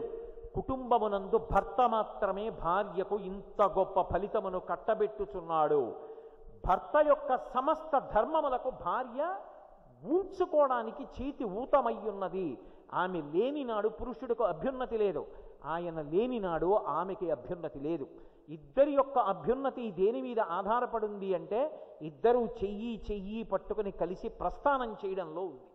అందుకే దాంపత్యము కుటుంబమునందు భార్య భర్త అన్న మాట వాడడంలో ఇంత వైభవం ఉన్నది. భార్యాభర్త అంటే కేవలముగా ఏదో శారీరకమైనటువంటి సుఖము కొరకు మాత్రమే కలిసి చేసేటటువంటి పరమ నికృష్టమైన సహజీవనము సనాతన ధర్మమునందు పరమ పవిత్రమైన కుటుంబ వైభవాంతర్గతమైన భాగము కాదు. ఏది కుటుంబము అంటే ఏ ధర్మాన్ని పట్టుకుని ఈశ్వరుణ్ణి చేరుకోవాలో ఆ చేరుకోవడానికి ఆలంబనం పురుషుడికి భార్య, భార్యకి ఆలంబనం భర్త. అంతేకాదు, భర్త ఎంత గొప్పవాడు కానివ్వండి, పాలకుండలో ఉప్పు కణిక పడినట్టు అంత గౌరవం భార్య వలన పోవచ్చు, ఎంత గౌరవం భార్య వలన నిలబడవచ్చు. ఒకప్పుడు సబర్మతి ఆశ్రమంలో మహాత్మా గాంధీ గారి దగ్గరికి వెళ్ళి మహిళా కార్యకర్తలు అడిగారు, శ్రీరామాయణంలో రాముడు గొప్పవాడా సీతమ్మ గొప్పదా అని అడిగారు. సీతమ్మ గొప్పది అన్నారు ఆయన రాట్నం ఉడుకుతూ. ఒక్క క్షణం ఆగల. వెంటనే వాళ్ళు అన్నారు, మేము మహిళా కార్యకర్తలం వచ్చాం కాబట్టి మీరు తొడుగుకోకుండా సీతమ్మ గొప్పది అన్నారు. ఆయన రాట్నం ఆపి అన్నారు, కాదు, రామాయణం గురించి తెలిసే అన్నాను అన్నారు. ఎందువలన అన్నారు, రాముడికి కష్టం వస్తే చెప్పుకోవడానికి పక్కన లక్ష్మణస్వామి ఉన్నాడు, రాముడికి కష్టం వస్తే చెప్పుకోవడానికి సుగ్రీవుడు ఉన్నాడు. మనిషికి ఎంత కష్టంలోనూ ఊరట ఏమిటి అంటే తన కష్టం చెప్పుకోవడానికి పక్కన ఒక మనిషి ఉండడం. సీతమ్మకి ఎవరున్నారు? చెప్పుకోవడానికి మనిషి లేరు, ఆమెది పెద్ద కష్టం. ఇంత కష్టంలో ఉన్న సీతమ్మ దగ్గరికి హనుమ వెళ్ళి, అమ్మా నా భుజముల మీద కూర్చో తల్లి, నిన్ను తీసుకెళ్లి ప్రస్రవణ పర్వత శిఖరముల మీద కూర్చున్న రామచంద్రమూర్తి పాదార విందముల యందు సమర్పించి కృతకృత్యుడనవుతానమ్మా అంటే, నేను రానంది. ఇంత చిన్న రూపంతో ఉన్నావు, నన్ను ఎలా తీసుకెడతావంది. అమ్మా నా రూపం ఇంతే అనుకుంటున్నావా? మేరుమందర సంకాశౌ భభౌ దీప్తానల ప్రభ అగ్రతవ్యవతస్తీచా సీతాయా వనరోత్తమ. మేరు పర్వత శిఖరం అంత పెరిగిపోయి, అమ్మా నా రూపాన్ని చూశావు కదా, ఇప్పుడు వచ్చి కూర్చో అమ్మా, తీసుకెళ్లి రామచంద్రమూర్తికి సమర్పిస్తానన్నారు. ఆవిడంది, భర్తుభక్తిం పురస్కృత్య రామధన్యస్య వానరా నస్పృశామి శరీరంతో పుంసో వానర పుంగవా. ఆనాడు స్పృహలేని స్థితిలో రావణాసురుడు నన్ను అపహరించి తీసుకొచ్చాడు తప్ప, ఇవాళ స్పృహలో ఉండి రావణాసురుడు లేని సమయంలో రాముడు హనుమ ద్వారా సీతమ్మని అపహరించాడన్న అపకీర్తి నా భర్తకు వచ్చేటట్టు నేను ప్రవర్తించను. రాముడు రావాలి. ఈ దుర్మార్గమైనటువంటి పని చేసినటువంటి రావణాసురుని యొక్క 10 తలలు ఆయన యొక్క పరమాద్భుతమైనటువంటి ధనుర్విద్యా విలాసంతో కోదండ విద్యాపారంగతుడు కనుక బాణములను విడిచిపెట్టి మండిత విస్ఫులింగ విషమ జ్వలితానల కీలలు అబ్జ గర్భాండము నిండ రామ వసుధాదిపుడేశడు వజ్రసాధనా ఖండిత పంక్తి కంట కణకంఠ పురాంతక శైలచాలనోద్దండ బల ప్రచండ పురదండ విఖండన చండకాండములన్నట్టుగా ఆకాశమంతా మెరిసిపోయేటట్టుగా తన ధనస్సు నుంచి విడిచిపెట్టిన బాణ పరంపరల చేత లంకాపట్టణాన్ని నశింపచేసి రావణ సంహారం చేసి నన్ను తీసుకెళ్లి రాముడు కీర్తి పొందాలి తప్ప, రావణుడు లేని సమయంలో రాముడు సీతమ్మని మళ్ళీ అపహరించి తీసుకెళ్లాడన్న అపకీర్తి నా భర్తకు కలగకుండుగాక. అందుకని నేను రాను నీతోటి, నా భర్తని తప్ప అన్యుల్ని స్పృశించను స్పృహలో ఉండగా అని సీతమ్మ అన్నదా రోజున. అంత కష్టంలో ఉన్నప్పుడు కూడా అంత ధర్మాన్ని పాటించింది కాబట్టే లోకంలో సీతమ్మ తల్లి అంటారు. అమ్మ తల్లి 2 మాటలు వేస్తారు. రాముడి కీర్తినంతటిని నిలబెట్టింది ఆ తల్లి. ఆమెయే మనస్సులో ఒక్క క్షణం ఇంకొకలా ఆలోచించి ఉంటే రామాయణంలో ఎవరి మనసులో ఉన్న విషయాలైనా సరే తెలుసుకోగలిగినటువంటి శక్తి ఆచమనం చేసి రామాయణము యొక్క రచన ప్రారంభం చెయ్యగానే నీకు కలుగుతుందని బ్రహ్మగారు వాల్మీకి ఇచ్చిన వరం. నిజంగా లంకాపట్టణంలో ఉండిపోయినటువంటి సీతమ్మ దగ్గరికి వచ్చి ప్రతిరోజు రావణాసురుడు రాముడు లేడు, ఎప్పుడో అరణ్యమనందు నిహతుడైపోయాడని చెప్పినటువంటి మాటలు సీతమ్మ నమ్మి ఉన్నా, ఇక్కడ తప్పు చేస్తే ఎవరు చూడొచ్చారని వాడు చేసినటువంటి నీచమైన ప్రబోధానికి ఒక్కసారి మనసు పెట్టి ఉన్నా, ఈ కష్టాలు ఎవరు పడగలరు అని ఆమె అనుకుని ఉన్నా, ఆమె మనసులోని మాట వాల్మీకి మహర్షి వ్రాయకుండా ఉండరప్పుడు రాముడి కీర్తి ఏమై ఉండుండేది. రాముడి కీర్తి నిలబడడానికి కారణం సీతమ్మ. ఒక భర్త కీర్తి నిలబడింది అంటే దానికి కారణం ఎవరు అంటే భార్యయే. ఆయన కీర్తిని భార్య నిలబెడుతుంది. భార్య కీర్తిని, భార్యని గుండెల్లో పెట్టుకొని భర్త కాపాడుకుంటాడు. భార్యని భర్త ప్రేమించడానికి కారణం ఏమిటో తెలుసా? ఆమె బలహీనత. అది కారణం కావాలి. అయ్యో అందరిలా కాదే, మా ఆవిడ తొందరపడి ఏదేదో మాట్లాడేస్తుంటుందే, అక్కర్లేని విషయం లేదు, వాచాలత్వం ఏదేదో మాట్లాడుతుందే అని ఎక్కడ అలా మాట్లాడేస్తుందోనని గుండెల్లో పెట్టుకొని చంటి పిల్లాన్ని సభకి తీసుకెళ్ళేటప్పుడు నచ్చ చెప్పినట్టుగా నువ్వు అక్కడ ఎక్కువ మాట్లాడకోసమా, నువ్వు తెలిసి తెలియని మాటలన్నీ మాట్లాడి నిష్కారణంగా ఇబ్బంది తెచ్చుకోకుసుమా అని నచ్చ చెప్పి భార్యని తీసుకెడతాడు. అయ్యో అమాయకురాలే, ఓ రూపాయి దాచుకోవడం రాదే, 10 రూపాయలు ఉంటే ఖర్చు పెట్టేస్తుంది అని వృద్ధాప్యం వచ్చిన తర్వాత తానా ఆమె ఎవరు ముందు అన్నప్పుడు ఆ భార్య కోసం అలమటిస్తాడు భర్త. అది వాళ్ళిద్దరి మధ్య ఉండేటటువంటి ఒక పరమాద్భుతమైన అనుబంధం. అది కేవలం స్త్రీ పురుషుల యొక్క సహజీవనం కాదు.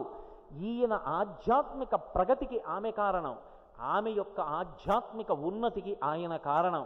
ఇద్దరూ చేయి పట్టుకుని చేసినటువంటి ప్రస్థానం వలన వాళ్ళ జీవుడి ఖాతాలో పడినటువంటి పుణ్య విశేషం ఉన్నదే, అది తరువాతి జన్మలలో వారిని ఏ రూపానికి తీసుకెళ్లాలో, ఎక్కడికి తీసుకెళ్లాలో నిర్ణయింపబడుతుంది. అందుకే పురుషుడికి కన్యాదానం చేసే ముందు నా కూతురికి పుణ్యాన్ని కట్టపెట్టేవాడైనా ఆమెని వృద్ధిలోకి తీసుకొస్తాడా, ఆమె జీవుడు తరువాతి కాలంలో ఉన్నతమైన స్థితికి వెళ్ళడానికి వీలుగా ఒక 4 రూపాయలు ఖర్చు పెట్టి శరీరంతో శ్రమపడి శాస్త్రమును నమ్మి గురువును నమ్మి బ్రతకగలిగిన వాడేనా అన్నది కన్యాదాత విచారణ చేసి అప్పుడు కన్యనిస్తాడు. అంటే చాలా జాగ్రత్తగా ఆలోచిస్తే కుటుంబ వైభవంలో అత్యంత అద్భుతమేది అంటే భార్యాభర్తలిద్దరూ కలిసి చేసేటటువంటి ప్రస్థానం. ఈ ప్రస్థానంలో ఒక అద్భుతమైనటువంటి మెట్టు ఉంటుంది. ఎన్నో కష్టాలు పడతారు. ఎవరి జీవితాలు వడ్డించిన విస్తళ్ళు కావు.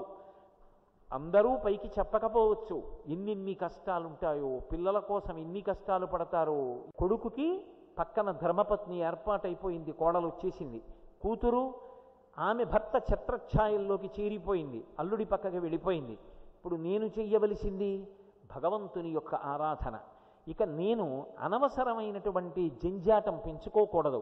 సింహభాగం నా జీవితం వైరాగ్యాన్ని పొందాలి. వైరాగ్యం పొందడానికి ప్రశ్న వేసుకుంటారు భార్యాభర్తలిద్దరూ కలిసి. మనం అనుభవించిన సుఖాలా? ఎన్ని అనుభవించాం, ఎన్ని మధుర పదార్థాలు తిన్నాం, అది సుఖమా? ఎన్ని సుఖాలు అనుభవించాం, అవి సుఖాలా? అవి సుఖాలైతే అనుభవించిన కొద్దీ సుఖాన్ని ఇవ్వాలి, ఇచ్చాయా?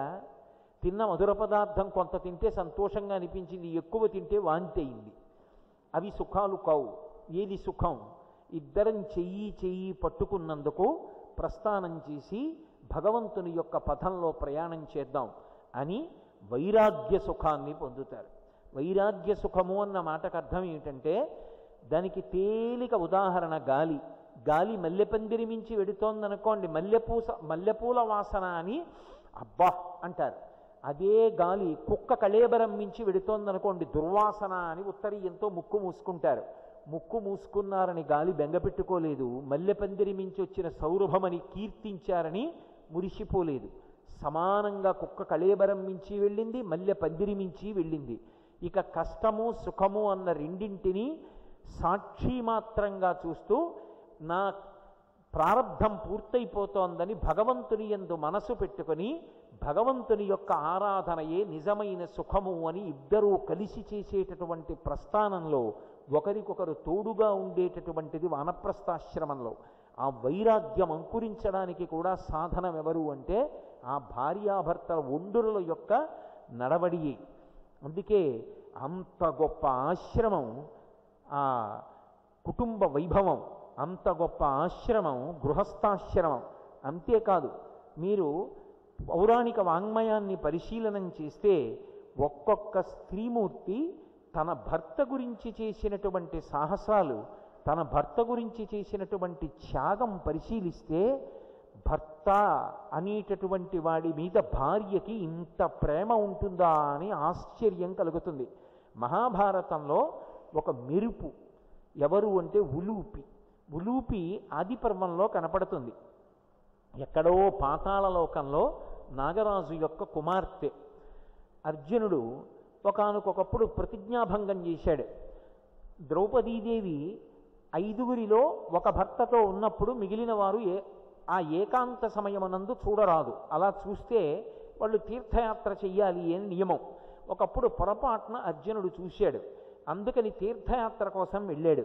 తీర్థయాత్ర కోసం వెళ్ళినటువంటి అర్జునుడు గంగానదీ తీరమునందు తాను చెయ్యవలసినటువంటి విహిత కర్మాచరణం చేస్తుండగా పాతాళలోకం నుంచి వచ్చినటువంటి నాగకన్య ఉలూపి చూసి ఆయనని మోహించింది.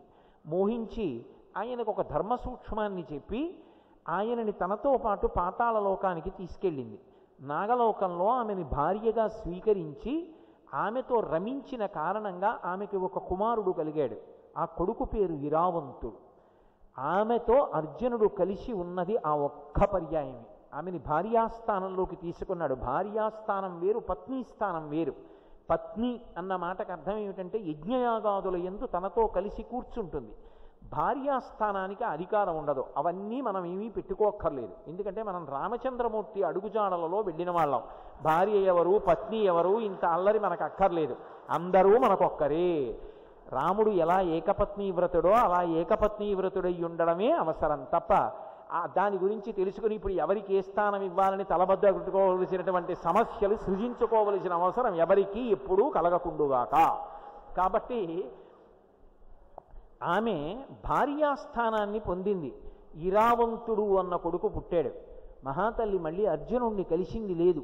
కానీ ఆమె మహాపతివ్రత భర్త యందు ఎంతటి ప్రేమ కలిగినదంటే కురుక్షేత్ర సంగ్రామం జరుగుతుంటే ఉన్న ఒక్కగానొక్క కొడుకుని తన తండ్రి తరపున పోరాటం చెయ్యమని పంపించేసింది. ఇరావంతుడు కురుక్షేత్ర సంగ్రామంలో మడిసిపోయాడు, మరణించాడు. కురుక్షేత్ర సంగ్రామం అయిపోయింది. ధర్మరాజు గారికి పట్టాభిషేకం చేశారు. అశ్వమేధయాగం చెయ్యాలి అనుకున్నాడు ధర్మరాజు గారు. అశ్వమేధయాగం చెయ్యాలి అంటే అదేదో 11 రూపాయలతోటో 21 రూపాయలతోటో అయ్యేది కాదు. విశేషమైనటువంటి ధనం ఉండాలి.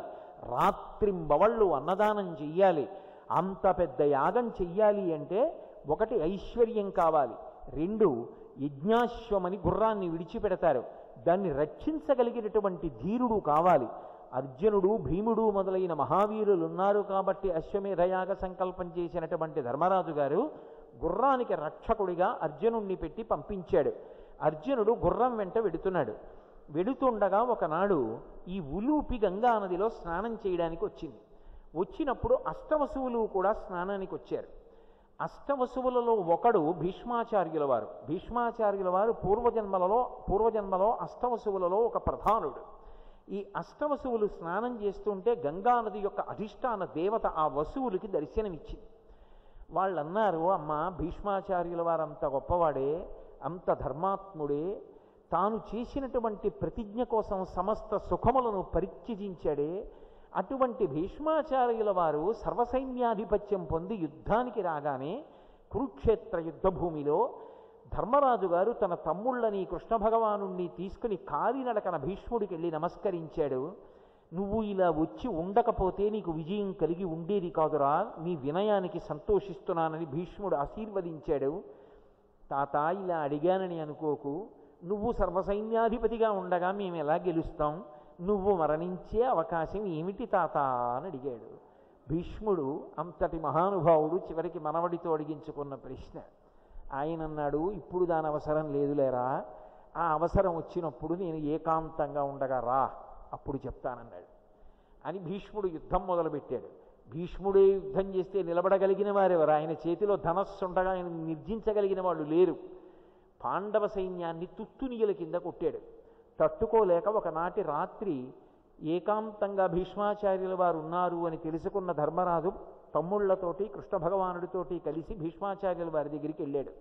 తాత, నువ్వు మరణించడానికి అవకాశం ఎలా కలుగుతుందో చెప్పు అన్నాడు. భీష్ముడు నవ్వి అన్నాడు, నా చేత ధనస్సు ఉన్నంతకాలం నన్ను కొట్టలేర్రా, నేను ధనస్సు వదిలిపెట్టాలి. నేను ధనస్సు వదిలిపెట్టాలి అంటే శిఖండి రావాలి.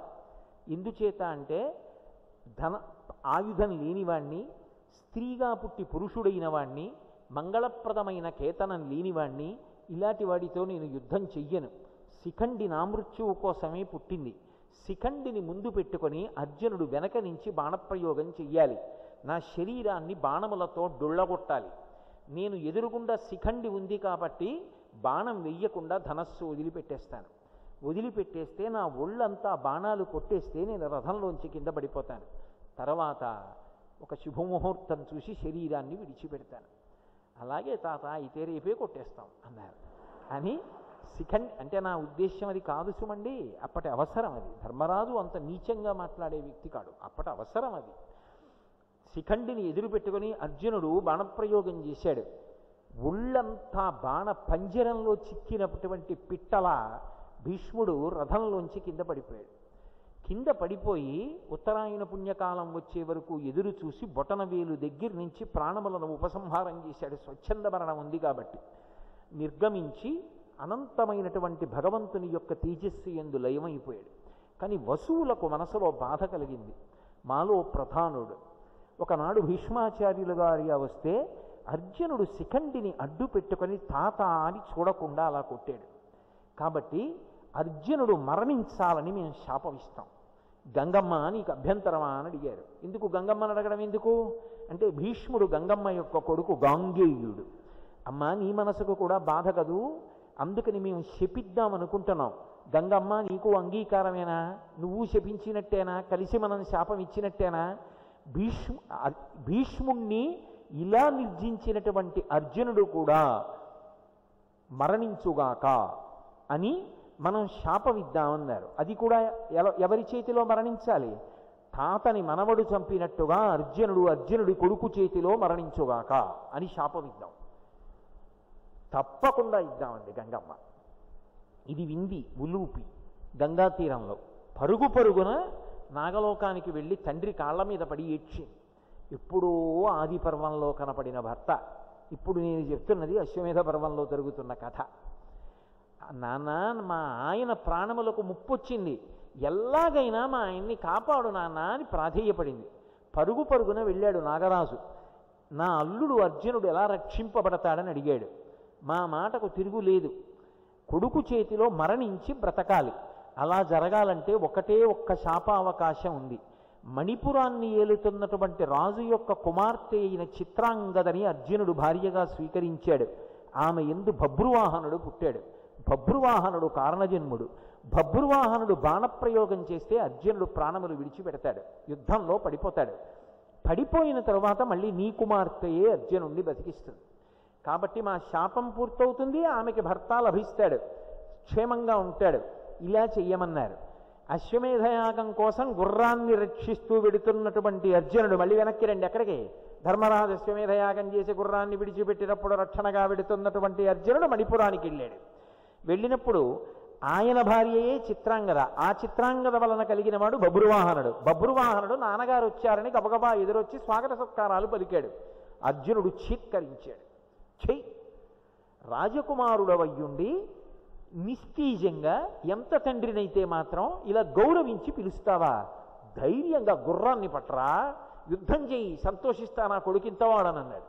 నాన్నగారితో యుద్ధం ఏమిటని తల వంచుకొని బభ్రువాహనుడు అంతఃపురానికి వెళ్ళిపోతున్నాడు. ఉలూపి వచ్చి ఎదురుగా నిలబడింది. ఎవరమ్మా నువ్వు అన్నాడు. నేను నీ తల్లిని, అర్జునుడి భార్యని, నా పేరు ఉలూపి, ఉలూపి అంటూ ఉంటారు. ఇలా వస్తే నీ తండ్రి సంతోషించడు, నీ తండ్రితో యుద్ధం చేయి, ఆనందపడతాడని. బభ్రువాహనుడు వెళ్ళి యుద్ధం మొదలుపెట్టాడు. నాగకన్య కదూ, గొప్ప శక్తులు ఇచ్చింది ఆ బభ్రువాహనుడికి. వాళ్ళలో బభ్రువాహనుడు చేసినటువంటి బాణప్రయోగంలో ఆ బాణం గుండెల్ని చీల్చుకుని భూమిలోకి వెళ్ళి అర్జునుడు పడిపోయాడు. అర్జునుడు ప్రయోగించిన బాణపు దెబ్బకి బభ్రువాహనుడు పడిపోయాడు. ఇప్పుడు చిత్రాంగద పరిగెత్తుకొచ్చింది. పరిగెత్తుకొచ్చి ఉలూచిని గుర్తుపట్టింది. నీ వలన కదు నిష్కారణంగా నా కొడుకు యుద్ధానికి వచ్చాడు, అటు భర్త పడిపోయాడు, ఇటు కొడుకు పడిపోయాడు, నీ సొమ్మేం పోయింది, నీ కొడుకు ఎప్పుడో వెళ్ళిపోయాడు ఇరావంతుడు, ఇప్పుడు నన్ను భర్త నీ కొడుకుని లేకుండా చేశావు, ఎందుకు వచ్చిన అక్కరలేని ప్రబోధం అని నిర్దాక్షిణ్యంగా విమర్శించింది, నింద చేసింది. అన్నీ భరించింది ఉలూపి. కొంతసేపు అయిన తరువాత బభ్రువాహనుడు లేచాడు. స్పృహ తప్పినవాడు స్పృహను పొంది, ఎంత పని చేశావమ్మా, భర్త పట్ల భార్య ఇలా ప్రవర్తించచ్చా, నిష్కారణంగా నన్ను రెచ్చగొట్టి బాణప్రయోగం చేయించావు, నా తండ్రి నిహతుడయ్యాడని బాధపడ్డాడు. కాదురా నాయన, నీ తండ్రి ఎందుకు పడిపోయేటట్టు చేశానో నీకు అర్థం అవుతుంది అని ఆమె వెంటనే సంజీవని మణిని స్మరించింది. ఆ మణి చేతిలోకి వచ్చింది. కొడుకు చేతిలో పెట్టి, ఇది నీ తండ్రి గుండె మీద పెట్టు అంది. బభ్రువాహనుడు అర్జునుడి గుండెల మీద పెట్టాడు. అర్జునుడు మళ్ళీ ప్రాణం పొంది లేచి కూర్చున్నాడు. ఉలూపిని చూశాడు, చిత్రాంగదని చూశాడు, వీళ్ళందరినీ చూసి ఉలూచి ఎక్కడి నుంచి వచ్చింది, మీరందరు ఎందుకు ఇలా చుట్టూ చేరారని అడిగాడు. ఈ కథంతా చెప్పారు. బభ్రువాహనుణ్ణి చూసి మెచ్చుకున్నాడు. నన్ను రక్షించుకోవడం కోసం వశువుల శాపం నుంచి, గంగమ్మ శాపం నుంచి కాపాడడానికి ఇంత ప్రయత్నం చేశావా, మీ అందరూ అశ్వమేధయాగానికి రండి, మా అన్న ధర్మరాజు గారు చూసి సంతోషిస్తాడు అన్నాడు. తప్పకుండా వస్తాం, కానీ ఒక్కసారి ఊళ్ళోకి రండి, ఆతిథ్యం తీసుకోండి అన్నారు. నేను ఇప్పుడు దీక్షలో ఉన్నాను, యజ్ఞాశ్వం వెంట రక్షకుడుగా వెడుతున్నాను, ఊరిలోకి రాకూడదు, అందుకని నేను రానని అర్జునుడు వెళ్ళిపోయాడు. ఒక్కొక్క స్త్రీ తన భర్తని రక్షించుకోవడం కోసం ఎంత కష్టపడి రక్షించుకుందో, భార్యకి భర్త మీద ఎంత ప్రేమ ఉంటుందో ఆర్షవాంగ్మయం చూస్తే అర్థమవుతుంది. మహాభారతం వనపర్వంలో నలదమయంతుల కథ కానీ, సావిత్రి ఉపాఖ్యానం కానీ, ఇవన్నీ ఒకెత్తు. మహాభారతంలో ద్రౌపదీదేవి మహాపతివ్రత, మహాతల్లి, నిజంగా ఎంత గొప్ప అనుబంధం. ఆ భార్యాభర్తలిద్దరూ చేయి పట్టుకుని ప్రస్థానం చేసి ఒకరి ధర్మమునకు ఒకరు ఆలంబనమై అర్ధకామములను సంతృప్తి పరచుకుంటూ చిట్ట చివర పరమేశ్వరుని యందు చేరిపోవడానికి ఈ కుటుంబ వైభవమునందు భార్యాభర్తలు ప్రస్థానం చేసి దానికి కారణమవుతున్నారు. అంత గొప్పది ఆర్షవాంగ్మయంలో, సనాతన ధర్మంలో కుటుంబ వ్యవస్థకి అంత విలువ ఉంది. అందుకే ఇవాళ పెళ్లి చేసుకోవడం, రేపు విడాకులండం ఈ జాతి లక్షణం కాదు. అసలు యథార్థంగా చెప్పాలంటే విడాకులన్న మాటే లేదు. భరించుటయే. ఎన్ని బలహీనతలు ఉండనివ్వండి, అవే భర్త ప్రేమించడానికి కారణం. ఇన్ని బలహీనతలు ఉండనివ్వండి, అనారోగ్యంగా ఉన్నటువంటి బిడ్డన్ని చూసి వాడి కోసమే ఎక్కువ ఉపవాసాలు చేసిన తల్లిదండ్రుల్లా ఆ భర్త లోపాలే భార్య ప్రేమించడానికి కారణం, భార్య లోపాలే భర్త ప్రేమించడానికి కారణం. అంతేకాని లోపాలు వెతుక్కుని విడిపోయి బ్రతకడం ఈ జాతి ధర్మమే కాదు. అంత గొప్ప ఆర్షవాంగ్మయం, అటువంటి కుటుంబ వ్యవస్థ, అటువంటి కుటుంబ విలువలు కలిగినటువంటి జాతి మన జాతి. అటువంటి కుటుంబంలో కోడలు అని అన్వయం అత్తమామల పట్ల, కోడలు అనేటటువంటి శబ్దాన్ని అన్వయం చేసినప్పుడు ఆ ఇంటికి వచ్చినటువంటి వ్యక్తి భార్యయే ఆ వ్యక్తి తండ్రికి కోడలవుతుంది కదూ. మీకు తేలిగ్గా అర్థం అవ్వాలంటే ఏముందండి, నా ధర్మపత్ని మా తండ్రి గారికి కోడలు. నేను మీతో మనవి చేయదలుచుకున్నది ఏది అంటే ఏదో కోడలు అల్లుడు అలా ఉండదు. కుటుంబ వైభవం భారతదేశంలో ఉన్న గొప్పతనం ఏమిటంటే వీళ్ళందరూ కూడా జీవుడి అభ్యున్నతికి కారణములై ఉంటారు. అవేవో లౌకికమైన అనుబంధములు కాదు. స్త్రీ ఒక తండ్రికి కుమార్తె. మొదట ఆయన ప్రాణాలన్నీ ఆడపిల్ల మీద ఉంటాయి. ఎంత వెతికి వెతికి వెతికి వెతికి సంబంధం నిర్ణయం చేస్తాడు. ఎక్కడెక్కడో రుణాలు చేసి డబ్బట్టుకొస్తాడు. భూమెంత పీట, ఆకాశమంత పందిరి వేసి పెళ్లి చేస్తాడు. కొత్త దంపతులు బ్రహ్మముడి వేసుకుని పిల్ల అత్తవారింటికి వెళ్ళిపోతుంటే ఇంత పురుషుడు, సముద్రమంత గాంభీర్యం ఉన్నవాడు అందరి ముందు ఏడవలేక చాటుగా లోపలి గదిలోకి వెళ్ళి కళ్ళొత్తుకుంటాడు ఆ పిల్లను వదిలి ఉండలేక. అంత ప్రేమకి పాత్రురాలు తండ్రి, అంత ప్రాణప్రదంగా చూసుకున్న పిల్ల. కానీ ఆశ్చర్యం ఏమిటంటే తండ్రి కన్నా గొప్పవాడెవరు అంటే స్త్రీకి మామగారు.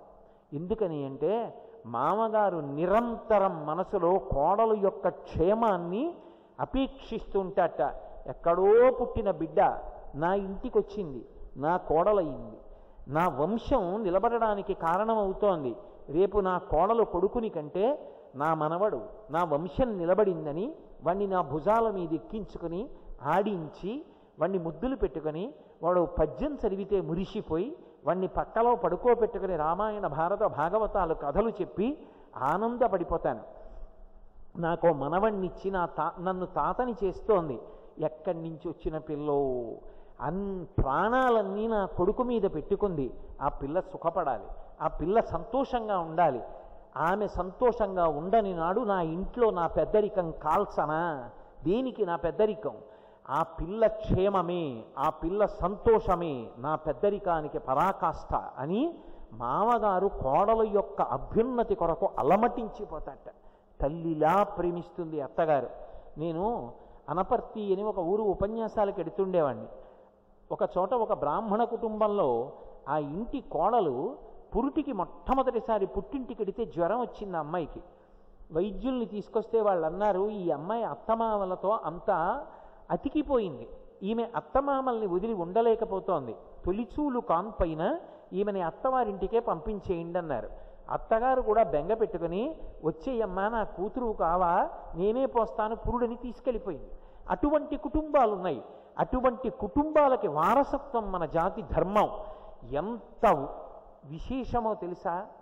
ఒక కోడల్ని అమ్మా మీరెవరమ్మా అని అడిగితే ఆమె చెప్పవలసిన మొట్టమొదటి జవాబు ఏమి అంటే, ఆమె వివాహిత కనుక నేను ఫలానా వారి కోడలనండి అని చెప్తుంది తప్ప నేను ఫలానా అని చెప్పి మొట్టమొదట తన పేరు చెప్పదు, తన భర్త పేరు చెప్పదు, తన వైభవం చెప్పదు. ఆర్షధర్మంలో మొదట ఎవరి పేరు చెప్తుంది అంటే మామగారి పేరు చెప్పుకుని మురిసిపోతుంది, ఫలానా వారి కోడలనంటుంది. అందుకే రామాయణంలో సుందరకాండలో సీతామాత దర్శనం చేసిన హనుమ అమ్మా నువ్వెవరమ్మా అని అడిగితే, పృథివ్యా రాజసింహానాం ముఖ్యస్య విదితాత్మనః స్నుషా దశరథస్యాహం శత్రుసైన్య ప్రతాపినః దుహితా జనకస్యాహం వైదేహస్య మహాత్మనః సీతాచనామనాంనాహం భార్యా రామస్య ధీమతః అంటుంది.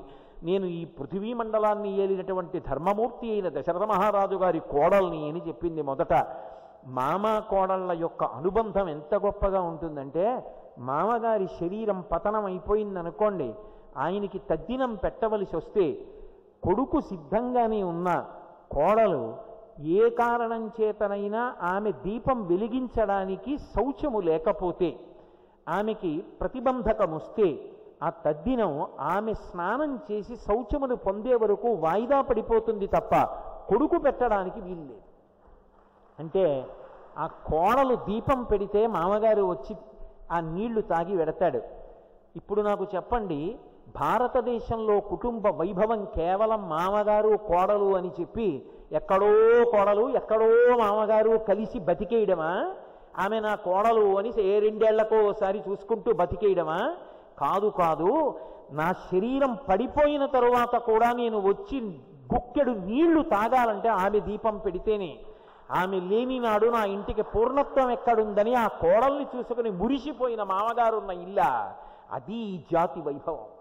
పరస్పరము ఉద్ధారకులు, అంత గొప్ప అనుబంధాలు తప్ప అవి సామాన్యమైనటువంటి లౌకికమైనటువంటి అనుబంధములు కావు. నేను ఒక విశేషం విని ఆశ్చర్యపోయాను. చిత్తూరు ఉపన్యాసాలకు ఎడుతుంటాను.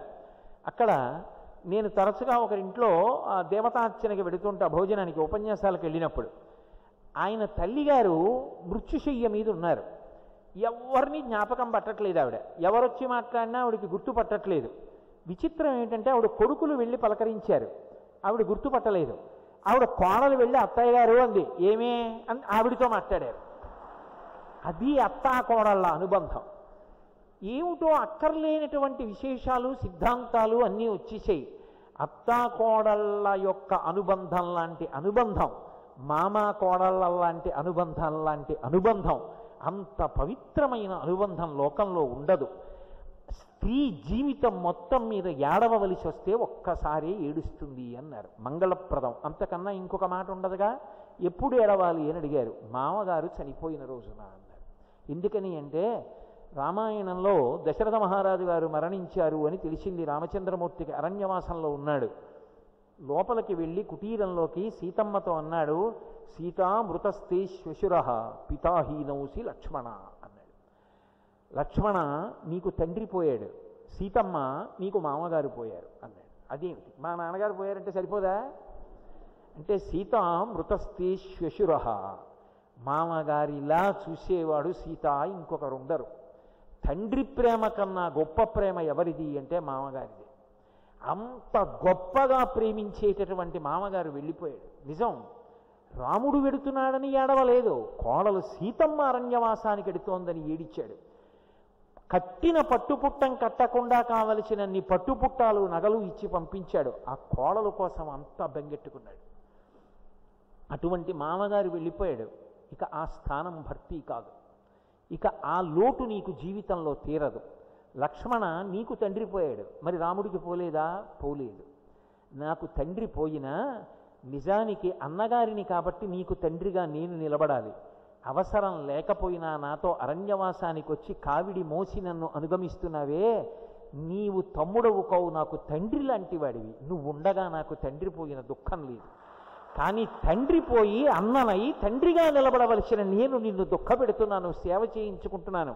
కాబట్టి నీకు తండ్రి లేడు, సీతమ్మ నీకు మామ లేడు.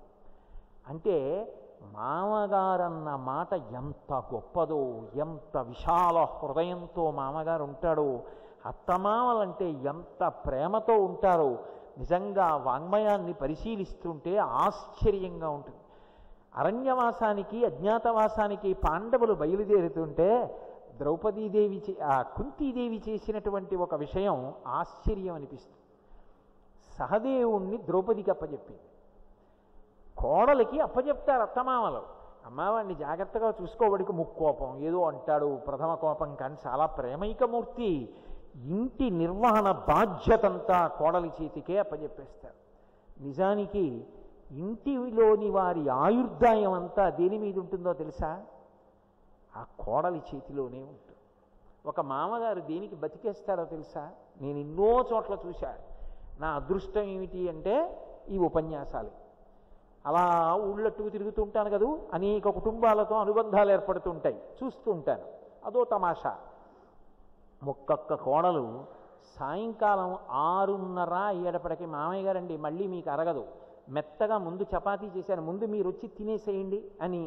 ఏమనుకోకండి, మా మామయ్య గారికి మళ్ళీ 7:30 అయితే ఆయనకి అరగదు, ఇబ్బంది పడతారు, అందుకని ఒక్కసారి ఆయన చపాతీ తినొచ్చేస్తారండి అని మనకి క్షమాపణ చెప్పి బ్రతిమాలుకుని మామగారిని తీసుకెళ్ళి దగ్గర నిలబడి, మామయ్య గారు ఎక్కువ ఈ పచ్చడి ఎక్కువ వద్దు, ఇలా తినండి, కొద్దిగా పంచదార వేసుకుంటారా, తినేసేయండి పర్వాలేదు, తిని వెళ్ళి మాట్లాడదురు కానీ ఆయన వెళ్ళిపోరు, నేను ఉంచుతాను కదా, నేను బతిమాలుతాను కదా, మీరు తినండి.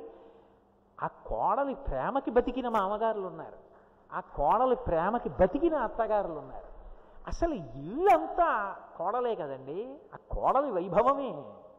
ఏమి కుటుంబ వైభవం, ఏమి కుటుంబ విలువలు, ఏమి కుటుంబ సంస్కారం, ఎంత గొప్ప కుటుంబాలు భారతదేశం అంటే. రామాయణం చదవండి, భారతం చదవండి, ఏది చదవండి, నిజంగా ఏమి అనుబంధాలు. అవన్నీ కావని డబ్బొక్కటే అన్నీ అనుకుంటే అంతకన్నా దారుణమైన విషయం లోకంలో ఏముంటుంది. అయితే ఇవన్నీ ఒకెత్తు, కానీ ఒక వయసు వచ్చిన తరువాత మాత్రం ఈ బంధాలకన్నిటికీ అతీతమై పరమేశ్వరుని యందు మనసు పెట్టుకోవాలి తప్ప వీటితో అంటకాగిపోవడం మాత్రం కుదరదు. అసలు నిజానికి ప్రాణం పోయగలిగినటువంటి అనుబంధాలు ఇవి అంటే అదిగో ఆ కుటుంబంలో ఉన్నటువంటి అనుబంధాలే. సరే, ఇలా నేను ఎంతసేపు చెప్తే మాత్రం అవి పూర్తయ్యేటటువంటి విశేషం, అదో అనంత ప్రవాహం అంతే. ఇందులో ఆశ్చర్యం ఏమిటంటే అతిథి కూడా కుటుంబంలోకి వస్తాడు అని నేను మొట్టమొదటి రోజున మీకు మనవి చేశాను. ఎందుకో తెలుసా? అతిథి అభ్యాగతి అని ఇద్దరు ఉంటారు. అతిథి అంటే మనం వెళ్ళి ఆహ్వానించినవాడు, అయ్యా మీరు రండి, మా ఇంటికి రండి అని పిలిస్తే అతిథి అంటారు. మనం పిలవకుండా ఒక ఆయన మన ఇంటికి వచ్చాడు అనుకోండి, అభ్యాగతి అంటారు. అతిథి అభ్యాగతి వీళ్ళిద్దరూ లేక చేతకాక నీ ఇంటికి వచ్చిన వారు కాదు. ఒక అతిథి ఇంటికి వచ్చాడు అంటే భగవంతుడు వచ్చాడు అని గుర్తు. ఎందుకనో తెలుసా? ఊరకరారు మహాత్ములు వారథముల ఇండ్ల కడక వచ్చుటలెల్లం కారణము మంగళములకు, మీరొచ్చుట శుభము మాకు నిజము మహాత్మ అంటాడు నందుడు గర్గుడొస్తే. భగవంతుడు ఎప్పుడైనా అనుగ్రహించాలి అని కోరుకుంటే నిస్వార్థపరుడై ఎన్నడూ మనసులో ఏ కోరిక ఏ ప్రతిఫలాపేక్ష లేనటువంటి పరమ భగవద్భక్తి తత్పరుడైనటువంటి వ్యక్తిని ఇంటికి అతిథిగా వచ్చే అవకాశం కల్పిస్తాడు. ఆయన గడప దాటి ఇంట్లోకి వస్తుంటేట పూజామందిరంలో ఉన్న భగవంతుడు తలెత్తి చూస్తాట. ఇన్నాళ్లకి నన్ను నమ్ముకున్న ఒకడిని తీసుకొచ్చి గుక్కెడు మంచినీళ్ళిచ్చి పట్టెడు అన్నం పెడుతున్నావు, నీ ఇల్లు సార్థక్యం చెందిందని. అందుకే అతిథి ఇంటికి వస్తే తప్పకుండా ముందు ఎక్కడికి తీసుకెళ్ళాలి అంటే ఇంటి పూజామందిరం దగ్గరికి తీసుకెళ్ళి మనం పూజ చేస్తున్న పూజా సంపుటాన్ని చూపించాలి. ఎందుకో తెలుసా? అవతల వచ్చిన వ్యక్తి పరమ భగవద్భక్తి తత్పరుడైతే పూజా సంపుటం చూపించకుండా పంపించేస్తే పూజామందిరంలో ఉన్న భగవానుడు కూడా చిన్నపుచ్చుకుంటాట. వాణ్ణి నాకు చూపించాలా? చూడలేడా? ఈశ్వరుడు సర్వవ్యాపి, కానీ నీ కర్తవ్యమునందు నువ్వు విఫలమయ్యావు, నాకు చూపించకుండా పంపించావంటాట. అంటే మన ఇంట ఆరాధన చేసే భగవన్మూర్తి కూడా ఎవరి కొరకు చూస్తాడు అంటే ఆ వచ్చిన అతిథి కొరకు చూస్తాడు. అతిథికి పెట్టినది, అతిథి తిన్నది ఏది ఉన్నదో అదే అమృతం, అదే పుణ్యం. అందుకే పూర్వం కాళ్ళు కడుక్కోండి అనేవారు. ఒక్కొక్క ఇల్లు ఉన్నతిని పొందిందనుకోండి, ఆ ఇంట ఎవరు కాళ్ళు కడిగారు అనేవారు. అన్నం తినడం ఎంత ప్రధానమో అన్నం తిన్నాక కాళ్ళు కడగడం అంత ప్రధానం. కాళ్ళు కడుక్కోవడానికి నీళ్ళు ఇస్తారు. అందుకే లోపలికి వెళ్ళినప్పుడు కాళ్ళు కడుక్కున్నాడా అన్నదానికి ఎంత ప్రాముఖ్యతో అన్నం తిన్న తర్వాత కాళ్ళు కడుక్కోవడం అంత ప్రధానం. అందుకే పెద్దలు అన్నం తిన్న తర్వాత కాళ్ళు కడుక్కోమని చెప్తారు. ఆ కాళ్ళు కడుక్కున్న నీళ్లు పడిన చోటు ఎక్కడుంటుందో అక్కడ దేవతలు అనుగ్రహాన్ని వర్షిస్తారు. అతిథి స్వయంగా విష్ణు స్వరూపం. ఎందుకు వస్తాడో తెలుసా? ఇక్కడ నీకున్న శక్తిని పుణ్యంగా మార్చడానికి వస్తాడు. ఒక్కొక్కసారి ఇంటికి వచ్చినటువంటి అతిథి యొక్క స్థితిని బట్టి ఆ పుణ్యాన్ని లెక్క పెట్టడం సాధ్యం కాదు. అతిథి కిల పూజార్హ ప్రకృతోపి విజానత అంటాడు మైనాకుడు రామాయణంలో. ఏమీ తెలియనటువంటి వాడు కావచ్చు, సామాన్యుడు కావచ్చు, కానీ ఒక అతిథి ఇంటికి వచ్చాడు అంటే ఆ అతిథిని ఆదరించాలన్నా, అతిథికి పెట్టాలన్నా, అతిథిని సత్కరించాలన్నా పెట్టి పుట్టాలి. ఆ భాగ్యం లేని వాళ్ళు అతిథి మర్యాద చెయ్యలేరు. ఎందుకంటున్నానో తెలుసా నేను ఈ మాట? ఒక్కొక్కసారి ఒక్కొక్క అతిథికి మీరు ఏమీ చేయకపోవచ్చు, కానీ విశేష ఫలితాన్ని ఇచ్చేస్తారు. నేను మీకు ఒక ఉదాహరణ చూపించాలంటే, హనుమ వెళ్ళిపోతున్నారు ఆకాశ మార్గంలో. మైనాకుడు పైకి లేచాడు. మైనాకుడికి రెక్కలున్నాయి. పైకొస్తే ఇంద్రుడు తరిగేస్తాడు రెక్కలు. అయినా సరే రామకార్యం మీద వెడుతున్నవాడు కాబట్టి నేను ఉపకారం చేస్తానని పైకొచ్చి నిపత్యమవశృంగేషు విశ్రమస్వ యథాసుఖం, ఒక్కసారి నా పర్వతం మీద వాలి ఇంత తేనె తాగి 2 పళ్ళు తిని వెళ్ళిపోవన్నాడు. నేను రామచంద్రమూర్తి యొక్క ధనస్సు నుంచి విడిచిపెట్టబడినటువంటి బాణం వెళ్ళినట్టుగా వెడతానని ప్రతిజ్ఞ చేశాను. కాబట్టి యథారాఘవ నిర్ముక్త శరస్యసన విక్రమ గచ్చేతత్వగమిష్యామి లంకాం రావణ పాలితాం నహి ద్రక్ష్యామీది లంకాయాం జనకాత్మజాం అనేనైవ హి వేగేన గమిష్యామి సవాలయం బద్ధ్వా రక్షత రాజేణ మానయిష్యామి రావణం సర్వదా కృతకార్యోహామేష్వామి సహసీతయా. హనుమ ప్రతిజ్ఞ. రామచంద్రమూర్తి యొక్క ధనస్సు నుంచి వినిర్ముక్తమైనటువంటి బంగారు బాణము వేగంగా ఎలా వెడుతుందో అలా వెడతానన్నారు. కాబట్టి నేను మధ్యలో ఆగను. కాబట్టి నిరసించలేదు. ప్రీతోస్మి కృతమాదిత్యం మన్యురేషోపనీయతాం తరతే కార్యకాలోపే అని ఒక్కసారి ఇలా ముట్టుకుని నువ్వు నాకు ఆతిథ్యం ఇచ్చినట్టే అని వెళ్ళిపోయారు. ఒకసారి అటువంటి మహాపురుషుడికి ఆతిథ్యం ఇవ్వడం కోసమని పైకి వచ్చినంత మాత్రం చేత వెనక ఇంద్రుడు వచ్చాడు. రెక్కలు తరిగేస్తాడనుకున్నాడు మైనాకుడు. కానీ వెంటనే ఇంద్రుడు అన్నాడు, నువ్వు చేసిన పని చేత నేను చాలా సంతోషం పొందాను. నిస్వార్థపరుడు, మహాభక్తి తత్పరుడు, రామకార్యం మీద వెడుతున్నటువంటి హనుమకి ఆతిథ్యం ఇవ్వడానికి పైకి లేచావు. కాబట్టి అభయం తే ప్రయచ్ఛామి తిష్ట సౌమ్య యథాసుఖం, నీ రెక్కలు తరగను, నీ రెక్కలతో అలాగే హాయిగా ఉండన్నాడు. ఒక్కొక్క మహాత్ముడికి ఆతిథ్యం ఇవ్వక్కర్లేదు. మీరు త్రికరణ శుద్ధిగా ఆతిథ్యం ఇవ్వాలని సంకల్పం చేసి ఆర్తి పొందినంత మాత్రం చేత భగవానుడు అంత గొప్ప ఫలితాన్నిచ్చి ఈ జన్మలో అనుభవిస్తున్నటువంటి దుష్కర్మ ఏది ఉందో అది ఉత్తర జన్మలలో బాధించకుండా దహించేస్తాడు. ఆయన ఇంట అడుగుపెట్టిన కారణం చేత ఒక్కొక్క అతిథి వైభవం అలా ఉంటుంది. శంకర భగవత్పాదులు బ్రహ్మచారిగా వచ్చి ఒక పేద బ్రాహ్మణి ఇంటి ముందు నిలబడ్డారు. భవతి భిక్షాం దేహి అన్నారు. ద్వాదశి తిథి. తినడానికి ఉసిరికాయ తప్ప ఏమీ లేదు. చూసింది, అయ్యో ఇంతటి తేజోమూర్తి సాక్షాత్ కైలాస శంకరుడు, ఆవిడికి తెలియదు. కానీ బ్రహ్మచారి, గృహస్థు భిక్ష పెట్టాలి బ్రహ్మచారి సన్యాసి వచ్చినప్పుడు. కానీ అతిథి సత్కారం చెయ్యలేకపోతున్నాను, భిక్ష వెయ్యలేకపోతున్నాను, బాధపడింది. ఆమె బాధ చూశారు శంకర భగవత్పాదులు. అయ్యో తల్లి, ఇంత పేదరికంలో ఉన్నావా? వెంటనే లక్ష్మీదేవిని ఉద్దేశించి స్తోత్రం చేశారు. వందే వందారు మందారం ఇందిరానంద కందలం అమందానంద సందోహ బంధురం సింధురాననం అంగం వరేహ పులక భూషణమశ్రయంతి భృంగాంగనేవ ముకుళాభరణం తమాలం అంగీకృతాకల విభూతిరపంగలీలాం అంగల్యదాస్తు మమ మంగళ దేవతాయాః అని. లక్ష్మీదేవంది, శంకర నీకు కావాలంటే చెప్పు, ఎంత అనంతమైనటువంటి ఐశ్వర్యం ఇస్తా. గత జన్మలలో ఇలా పెట్టింది లేదు ఈ బ్రాహ్మణి, ఏమిమ్మంటావు? ఇవ్వలేనంది. ఆయన అన్నారు, అమ్మా పెట్టలేదంటావే, నా చేతిలో ఉన్న ఒక్క ఉసిరికాయ వేసేయడానికి సిద్ధపడి పట్టుకొచ్చి వేసిందిగా. నువ్వు తలుచుకుంటే ఈ ఒక్క పుణ్యాన్ని అడ్డుపెట్టి నువ్వు ఒక్కసారి ఆ దుష్కర్మనంతటినీ కూడా దూరంగా తొలగగొట్టి ద్రవిణాంబుధార బంగారు వర్షాన్ని కురిపించగలవమ్మా. గిర్దేవతేతి గరుడధ్వజ సుందరీతి శాకంభరీతి శశిశేఖర వల్లభేతి సృష్టి స్థితి ప్రళయకేడిష సంస్థితాయై తస్మై నమస్త్రిభువనైక గురోస్తరుణ్యై అనేటప్పటికే అమ్మవారు కనకధార ద్రవిణాంబుధార 1 గంట 48 నిమిషముల సేపు బంగారు ఉసిరికలు వర్షించింది. నేను కేరళలో వెతుక్కుంటూ ఆ ఇంటికి వెళ్ళా. స్వర్ణతమనాయ్ కనకధార కురిసిన ఇల్లు అని ఇప్పటికీ అక్కడ బోర్డు ఉంటుంది గేటు మీద. శంకర భగవత్పాదులు అతిథిగా వెళ్ళి, వారు తిన్నారా తినలేదా విడిచిపెట్టండి, ఒక ఉసిరికాయ వేసింది.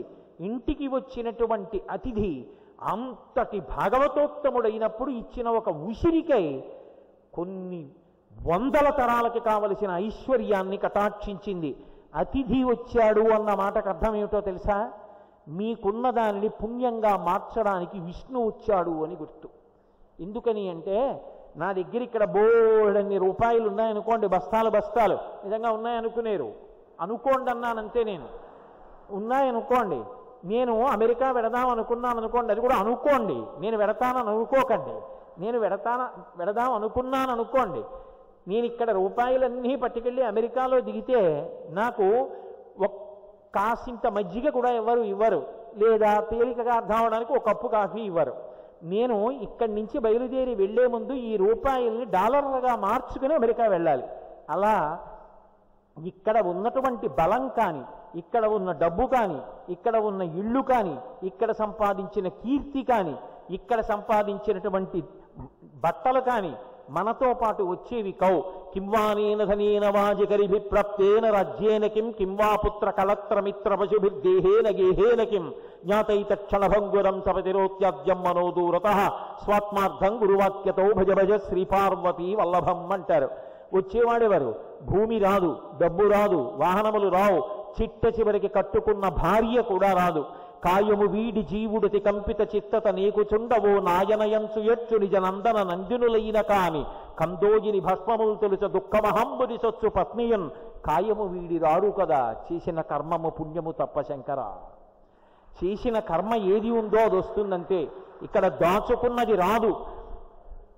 చిట్ట చివరికి తల్లి గర్భము నుండి ధనము తేడెవ్వడు వెళ్ళిపోయిడి నాడు వెంటరాదు లక్షాధికారైన లవణమన్నమే కాని మెరుగు బంగారంబు మింగబోడు పొందుగా మరుగైన భూమి లోపల పెట్టి దాన ధర్మము లేక దాచి దాచి తుదకు దొంగల కిత్తురో దొరలకవునో తేనె జుంటీగలియవా తెరువరులకు భూషణ వికాస శ్రీధర్మ పురనివాస దుష్ట సంహార నరసింహ దురిత దూరా అంటారు. ఇక్కడ దాచుకున్నది మనతో వచ్చేది కాదు. అలాగని పిల్లలకి లేకుండా అంతా ఇమ్మనీ ధర్మశాస్త్రాలు చెప్పలేదు. కానీ ఇక్కడ నీ చేత్తో ఒకరికి ఇచ్చినదేదుందో ఇదం నమమా ఇది నాది కాదు అని నువ్వు ఇచ్చినదేదుందో అది పుణ్యంగా మారుతుంది. ఇక్కడ డబ్బు డాలర్గా మారినట్టు. నా జేబులో ఉన్న దాంట్లోంచి తీసి నేను ఒక 100 రూపాయలు దానం చేస్తే అది పుణ్యంగా మారుతుంది. నా దగ్గరున్న డబ్బుతో ధార్మికమైన విషయం శ్రవణం చేయడానికి వచ్చిన వాళ్ళు పాపం ఇంటికి వెళ్ళి మళ్ళీ ఈ చీకట్లో ఆలస్యం అయిపోయాక ఆకలి కడుపులతో వెళ్ళి ఏం వండుకుంటారులే, వీళ్ళందరూ మనసు నిండా విని కడుపు నిండా తిని వెళ్ళాలని ఉదారుడై ఒక వ్యక్తి కష్టపడి సంపాదించుకొని వృద్ధాప్యంలోకి వచ్చినా వెనకంజ వేయకుండా 1 కాదు 4 ఆధారాలతో పెడతానని పెట్టిన నాడు ఆ పుణ్యం వెంట వస్తుంది. తప్ప ఇక్కడ ఉండిపోయింది ఎక్కడికి వస్తుంది? రాదు. అందుకే ఇచ్చినప్పుడు పుచ్చుకుంటున్నవాడు లేక పుచ్చుకున్నవాడు కాదు, చేతకాక తిన్నవాడు కాడు. నీకు పుణ్యాన్ని కట్టబెట్టడానికి విష్ణువు ఆ రూపంలో వచ్చాడు. అందుకే బలిచక్రవర్తి అంతటి వాడు వామనమూర్తి కాళ్ళు కడిగి 3 అడుగుల నేల దానం చెయ్యవలసి వస్తే, రమ్మా మానవ కొత్తమ లెమ్మా నీ వంచితమ్ము లేదనకిత్తున్ చమ్మా అడుగుల ఇటురా నిమ్మా కడుగంగ వలయు నేటికి తడయం అని బంగారు పళ్ళెం పెట్టి, ఓ వామనమూర్తి రావయ్యా కాళ్ళు పెట్టు, నీ కాళ్ళ మీద నీళ్లు పోసి కడిగి దానం చేస్తానని విప్రాయ ప్రకట వ్రతాయ భవతే విష్ణు స్వరూపాయతే తత్ప్రామాణ్య విదే త్రిపాదస్య ధరణిం దాస్యామియంచున్ క్రియాక్షిప్రుండై ధనుజేశ్వరుండు వడుగుం చేసాచి పూజించి బ్రహ్మప్రీతమ్మని ధారబోసే భువనం వాశ్చర్యము పొందగాన్. కాళ్ళు కడిగి పూజించి, ఇది భవతే విష్ణుస్వరూపాయతే, నువ్వు చేతకాక వచ్చిన వాడివి కావు, నా దగ్గర 3 అడుగులు పుచ్చుకొని నాకు అనంతమైన పుణ్యాన్ని అందించడం కోసం వచ్చిన ఓ విష్ణుస్వరూపుడైన బ్రాహ్మణుడా, నీకు నేను దానం చేస్తున్నానని దానం చేశాడు. ఒకరికి ఇచ్చేటప్పుడు వాడు లేక పుచ్చుకుంటున్నాడు కాడు, లేనివాడిలా వచ్చి నా దగ్గర ఉన్నది పుచ్చుకొని నా దగ్గర ఉన్న దాన్ని పుణ్యంగా మారుస్తున్నాడు. అది విష్ణుస్వరూపమని నమస్కరించి ఇవ్వడం ఈ జాతి ధర్మం. అందుకే పుచ్చుకున్నవాడికి ఇచ్చినవాడు దండం పెడతాడు తప్ప ఇచ్చినవాడికి పుచ్చుకున్నవాడు నమస్కారం చేయడు.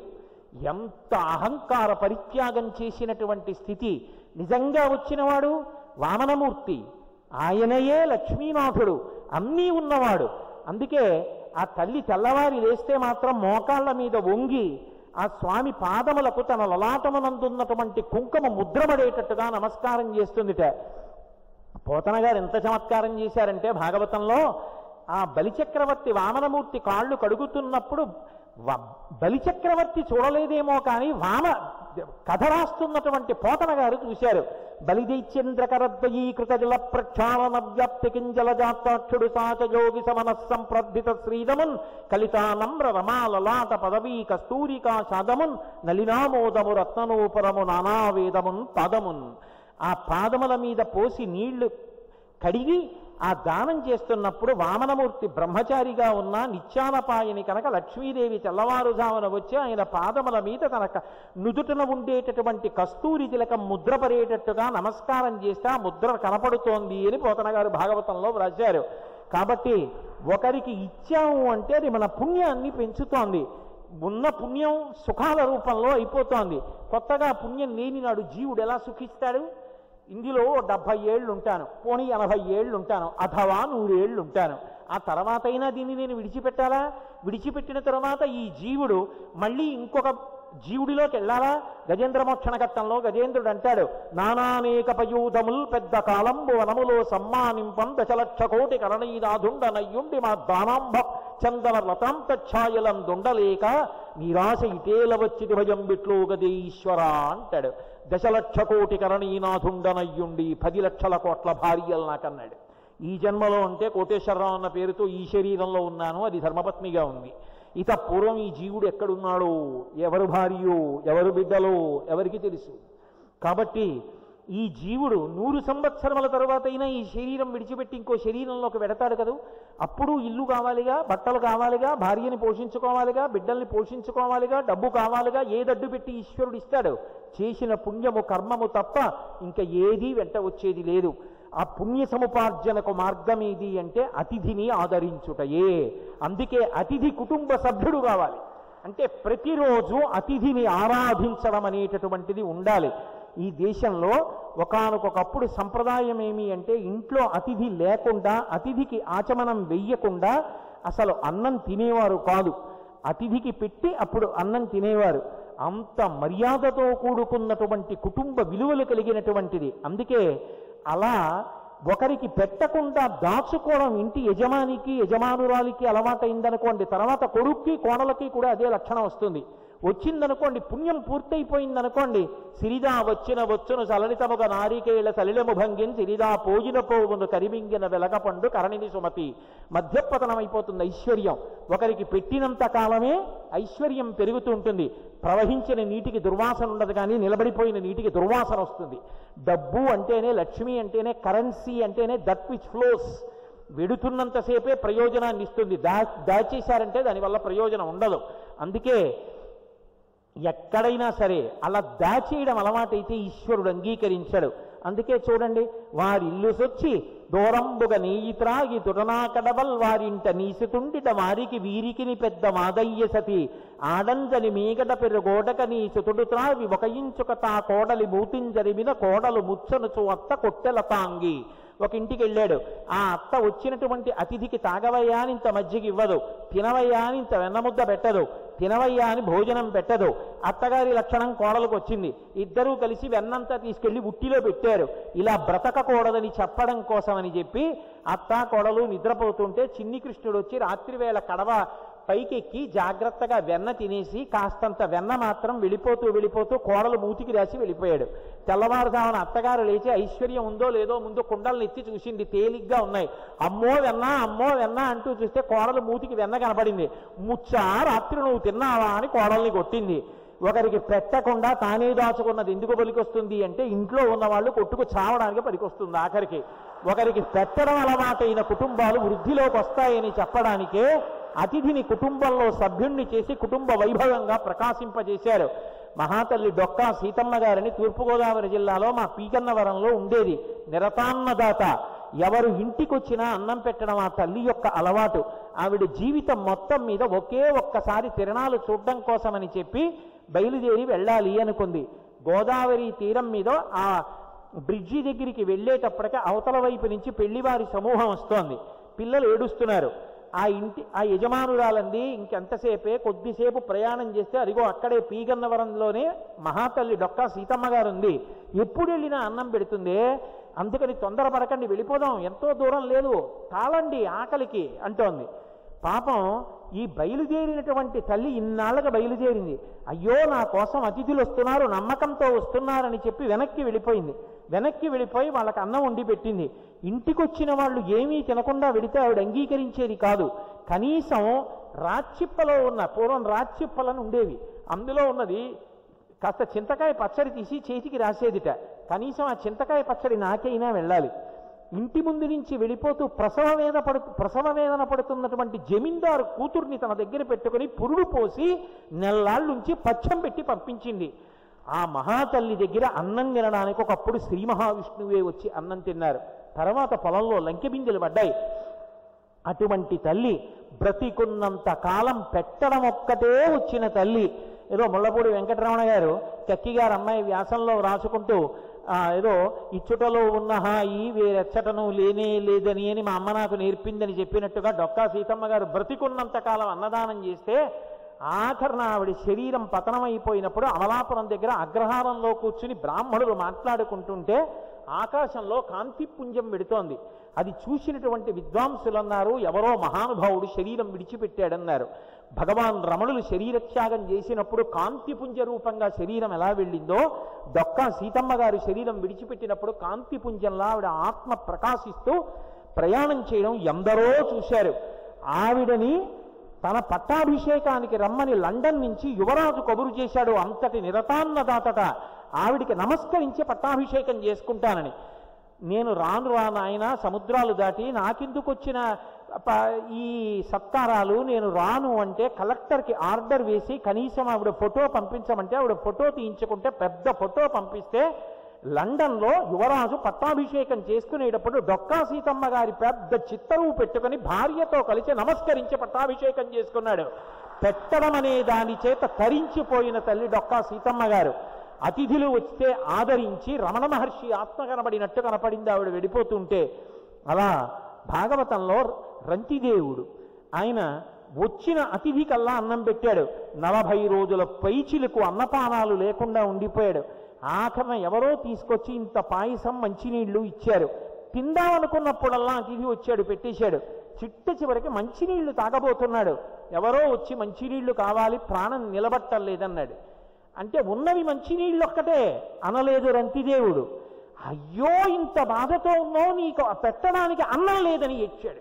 అన్నము లేదు, కొన్ని మధురాంబువులున్నవి త్రావుమన్నా రావన్న ఎల్ల శరీరధారులకు ఆపద కలిగిన వారి ఆపదల్ క్రందన మాన్పి వారికి సుఖంబులు కల్గుట కంటే ఒండు మేలున్నదే నాకు దిక్కు పురుషోత్తముడొక్కడి సొమ్ము పుల్కసా అని తాను తాగవలసిన మంచినీళ్లు కూడా ఇచ్చేస్తే దేవతలందరూ దర్శనమిచ్చి రంతిదేవుడికి అభ్యున్నతిని కల్పించారు.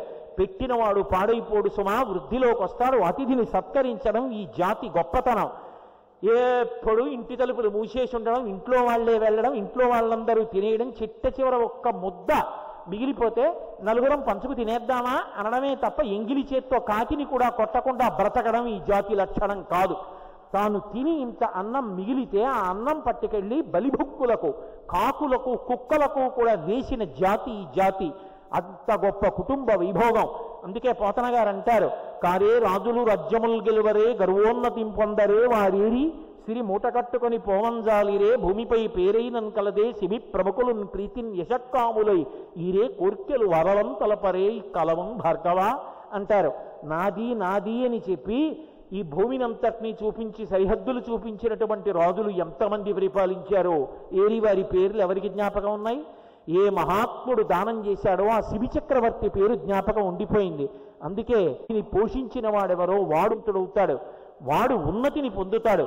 అందుకే అతిథి అభ్యాగతి కుటుంబమునందు సభ్యులు అన్న మాటకు అర్థం ఏంటంటే ప్రతిరోజు అతిథి సేవ చేయడంలో, అతిథిని పోషించడంలో వెనకంజ వెయ్యవద్దు సుమా.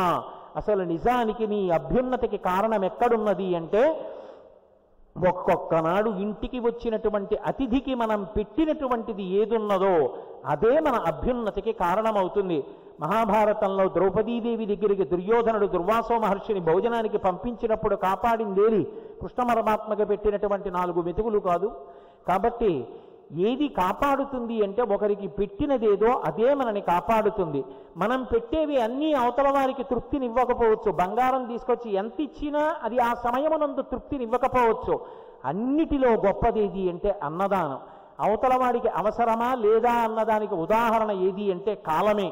ఈ ప్రవచనం అంతా అయిపోయిన తర్వాత మీ అందరికీ ఆకళ్ళేస్తుండగా పట్టెడన్నం పెట్టగలిగిన అదృష్టాన్ని పొందినవాడు అర్హత కలిగిన వాడికి పెట్టినవాడు అయిపోయాడు. ఇంకా అర్హత చూడక్కర్లేదు. ఆ సమయానికి అందరికీ ఆకలేస్తూ ఉంటుంది. కాబట్టి అన్నిదానముల కన్నా అన్నదానము మిన్నా అనడానికి అర్థం ఏమిటంటే అవతలవాడు పొందడానికి అర్హత కలిగిన వాడే అని నిర్ణయించుకోవడం చాలా తేలికైనటువంటి విశేషం. అంత గొప్ప అతిథి చిట్ట చివరికి ఈ కుటుంబ వైభవం ఏమైపోవాలి అంటే వ్యక్తి మా నాన్నగారు, మా అమ్మగారు, మా అన్నయ్య, మా తమ్ముడు, మా చెల్లి, మా కోడలు మంచిదే. నువ్వు వయస్సుతో పాటుగా అనుబంధములు పెరిగిపోతుంటాయి. నా వియ్యాలారు, నా కోడలు, నా మనవలు, నా ముని మనవలు మంచిదే. కానీ ఒక స్థితి వచ్చేటప్పటికి కుటుంబం ఏది కావాలో తెలుసా? ఈ లోకమంతా నీ కుటుంబము కావాలి. అలా కాని నాడు నీకు కుటుంబ వైభవము అర్థము కాలేదని గుర్తు. ఎందుచేత శంకరాచార్యుల వారంతటి వారు ఈ మాటని నిర్ధారణ చేశారు. మాతాచ పార్వతీదేవి పితాదేవో మహేశ్వర బాంధవా శివభక్తాశ్చ స్వదేశో భువనత్రయం అన్నారు. ఒక తల్లికి ఒక తండ్రికి పుట్టిన వాళ్ళం కాబట్టి వాడు మా తమ్ముడు, నేను అన్నయ్య, అది మా అక్క, ఇది మా చెల్లి, వాడు మా బావగ, వీడు మా అల్లుడు, ఇది నా కూతురు, వాడు నా కొడుకు, ఈమె నా కోడలు, వాళ్ళు నా వియ్యాలారు, ఇలా అంటున్నాను. ఇదే అనుబంధాన్ని ఒక్కసారి మార్చండి. విశాల హృదయము కలిగిన నాడు నాకు ఎవరు తల్లి, నాకు ఎవరు తండ్రి? పార్వతీ పరమేశ్వరులు నా తల్లిదండ్రులు. మీ అందరూ మనందరం సమస్త భూతకోటి ఎవరి బిడ్డలు? ఆ పార్వతీ పరమేశ్వరుల బిడ్డలు. మాతాచ పార్వతీదేవి, మా అమ్మ పార్వతీదేవి, పితాదేవో మహేశ్వర, మా నాన్నగారు పరమశివుడు, బాంధవా శివభక్తాశ్చ అంటే విష్ణుభక్తులు కారని అర్థం చెప్పకూడదు. భక్తులైన వారందరూ మా కుటుంబమే. మరి భక్తులు కానివారైతే ఈశ్వర వారికి కూడా భక్తిని అన్నమే కాదు. ఇప్పుడు ఆయన బిడ్డలే కాబట్టి సమస్త కీటకములు కూడా మా కుటుంబమే. ఇప్పుడు తానొక్కడూ తినడం కాదు, అందరూ బాగుండాలని పెట్టలేకపోవచ్చు, మనస్ఫూర్తిగా కోరుకుంటాడు. ఆ భావన కలగగానే ఒకడి జోలికి ఒకడు వెళ్ళడు, ఒకడిది ఒకడు దోచుకోవాలని కోరుకోడు. శాంతి అనేటటువంటి మాట ఎప్పుడు ఏర్పడుతుంది అంటే భక్తి వలన ఏర్పడుతుంది. భక్తి మౌఢ్యము కాదు. మనిషికి ఒక పోలీసుని పెట్టినా ఎవడి మనసులో ఎప్పుడు ఏ ఉగ్రమైన ఆలోచన వస్తోందో కనిపెట్టలేరు. కానీ భక్తి ఏర్పడిన నాడు మనమందరం ఆ పార్వతీ పరమేశ్వరుల యొక్క బిడ్డలం అనుకున్న నాడు అర్ధరాత్రి వేళ పెద్ద కుండపోత వర్షంలో తడిసిపోతూ నవయవ్వనంలో ఉన్న ఒక్క ఆడది వెడిపోతున్నా, నా చెల్లెలు, నా అక్క, నా తండ్రి శంకరుని యొక్క కుమార్తె, నేను ఆయన బిడ్డల్ని, అమ్మా ఎక్కడికి వెడుతున్నావమ్మా, అన్నయ్యని నేను వస్తానమ్మా తోడు, బెంగపెట్టుకోకమ్మా, పిడుగులు పడుతున్నాయని భయపడుతున్నావా, మెరుపులు చూసి జంకుతున్నావా అని తోడు వెళ్ళగలడు. మనసు శుద్ధము కావాలి అంటే వసుధైవ కుటుంబకం. చిట్ట చివరికి ఏమవ్వాలంటే ఈ యావత్ ప్రపంచము నా కుటుంబము. చంద్రశేఖరేంద్ర సరస్వతి మహాస్వామి వారు ఆ ఎంఎస్ సుబ్బలక్ష్మి గారికి ఇచ్చి ఐక్యరాజ్య సమితికి పంపించినటువంటి సందేశంలో కూడా వారు కోరుకున్నది ఇదే. ఈ జగత్తంతా నా కుటుంబము, మనకి పరస్పరము విద్వేషమొద్దు, శాంతితో చేయి చేయి పట్టుకుని బ్రతుకుదాం. అన్నదమ్ములం అక్క చెల్లెళ్ళం కాబట్టి ఎవరు ఎందులో వెనకపడ్డారో వాళ్ళని వృద్ధిలోకి తీసుకొచ్చే ప్రయత్నం చేద్దాం. ఒకవేళ మనకి శక్తి లేకపోతే ఈశ్వరుడు అనుగ్రహించాలని కోరుకుందాం. మానసికంగా ప్రార్థన చెయ్యడానికి పేదరికం లేదుగా. ఆ భావన పటిమ కలిగిన నాడు లౌకికంగా ప్రారంభమైన కుటుంబము వసుధైవ కుటుంబకం. ఈ ప్రపంచమే కుటుంబమై పూజామందిరంలో మరణిద్దామనుకున్నవాడు ఈ ప్రపంచము పూజామందిరమై మరణించాడు. ఇప్పుడు ఎక్కడికి చేరాడు? పరమేశ్వరుణ్ణే చేరాడు. అంతటా ఈశ్వరుణ్ణి చూశాడు. లోకమునందు లోకేశ్వరుణ్ణి, విశ్వమునందు విశ్వనాథుణ్ణి చూశాడు. తాను అంతకన్నా భిన్నం కాకుండా అంకోలం నిజబీజ సంతతి రయస్కాంతోపలం సూచికా సాధ్వీ నైజ విభుంలతాట్టితరుహం సింధు సరిద్వల్లభం ప్రాప్నోతీహ యథా తథా పశుపతే పాదార విందద్వయం చేతో వృత్తి రూపేత్య తిష్టతి సదా సా భక్తిరిత్యుచ్యతే అన్నట్టుగా ప్రవహించి ప్రవహించి ప్రవహించి వెళ్ళినటువంటి నది నామరూపములను విడిచిపెట్టి సముద్రమునందు సంగమించినట్టు లౌకికంగా ప్రారంభమైనటువంటి కుటుంబము చిట్ట చివరికి వెళ్ళేటప్పటికి వసుధైవ కుటుంబకమై కుటుంబ విలువగా, కుటుంబ వైభవంగా ప్రకాశించి నువ్వు అందరి శాంతికి కారణమై, నిన్ను చూసి అందరూ అలా బ్రతకడం అలవాటై, నీ తర్వాత నీ బిడ్డ, నీ బిడ్డ తర్వాత నీ మనవడు అందరూ లోకశాంతి కొరకు కారణమై భారతదేశం యొక్క సంస్కృతి వైభవాన్ని, భారతదేశం యొక్క సాంస్కృతిక వారసత్వ సంపద ప్రవాహంగా ఇలాగే ఎప్పటికీ ప్రవహిస్తూ ఉండాలని దానికి పునాదిగా నిర్మించి పరస్పరోద్ధరణ వేదికగా ఏర్పాటు చేసినది కుటుంబం. అటువంటి కుటుంబ వైభవం ప్రకాశించి మనందరినీ కూడా ఉద్దీపింపచేసి భారతీయ సంస్కృతి వైభవము నిలబడేటట్టుగా మనందరం బ్రతకడానికి కావలసినటువంటి సమస్త విభూతులను పరమేశ్వరుడు తన నిర్హేతుక కృపాకటాక్ష వీక్షణముల చేత మనకందరికీ ప్రసరించుగాక అని సర్వేశ్వరుని ఆ దివ్యమంగళ చరణారవిందములకు సాంజలిబంధకంగా నా శిరస్సు పాటించి నమస్కరిస్తూ మంగళాశాసనపరై పదాచార్య పురోగమై సర్వైశ్చ పూర్వైరాచార్యై సత్కృతాయాస్తు మంగళం. మంగళం కోసలేంద్రాయ మహనీయ గుణాత్మనే చక్రవర్తి తనూజాయ సర్వభౌమాయ మంగళం. ఉమాకాంతాయ కాంతాయ కామితార్థప్రదాయినే శ్రీగిరీశాయ దేవాయ మలినాథాయ మంగళం. సర్వం శ్రీ ఉమామహేశ్వర పరబ్రహ్మార్పణమస్తు. స్వస్తి.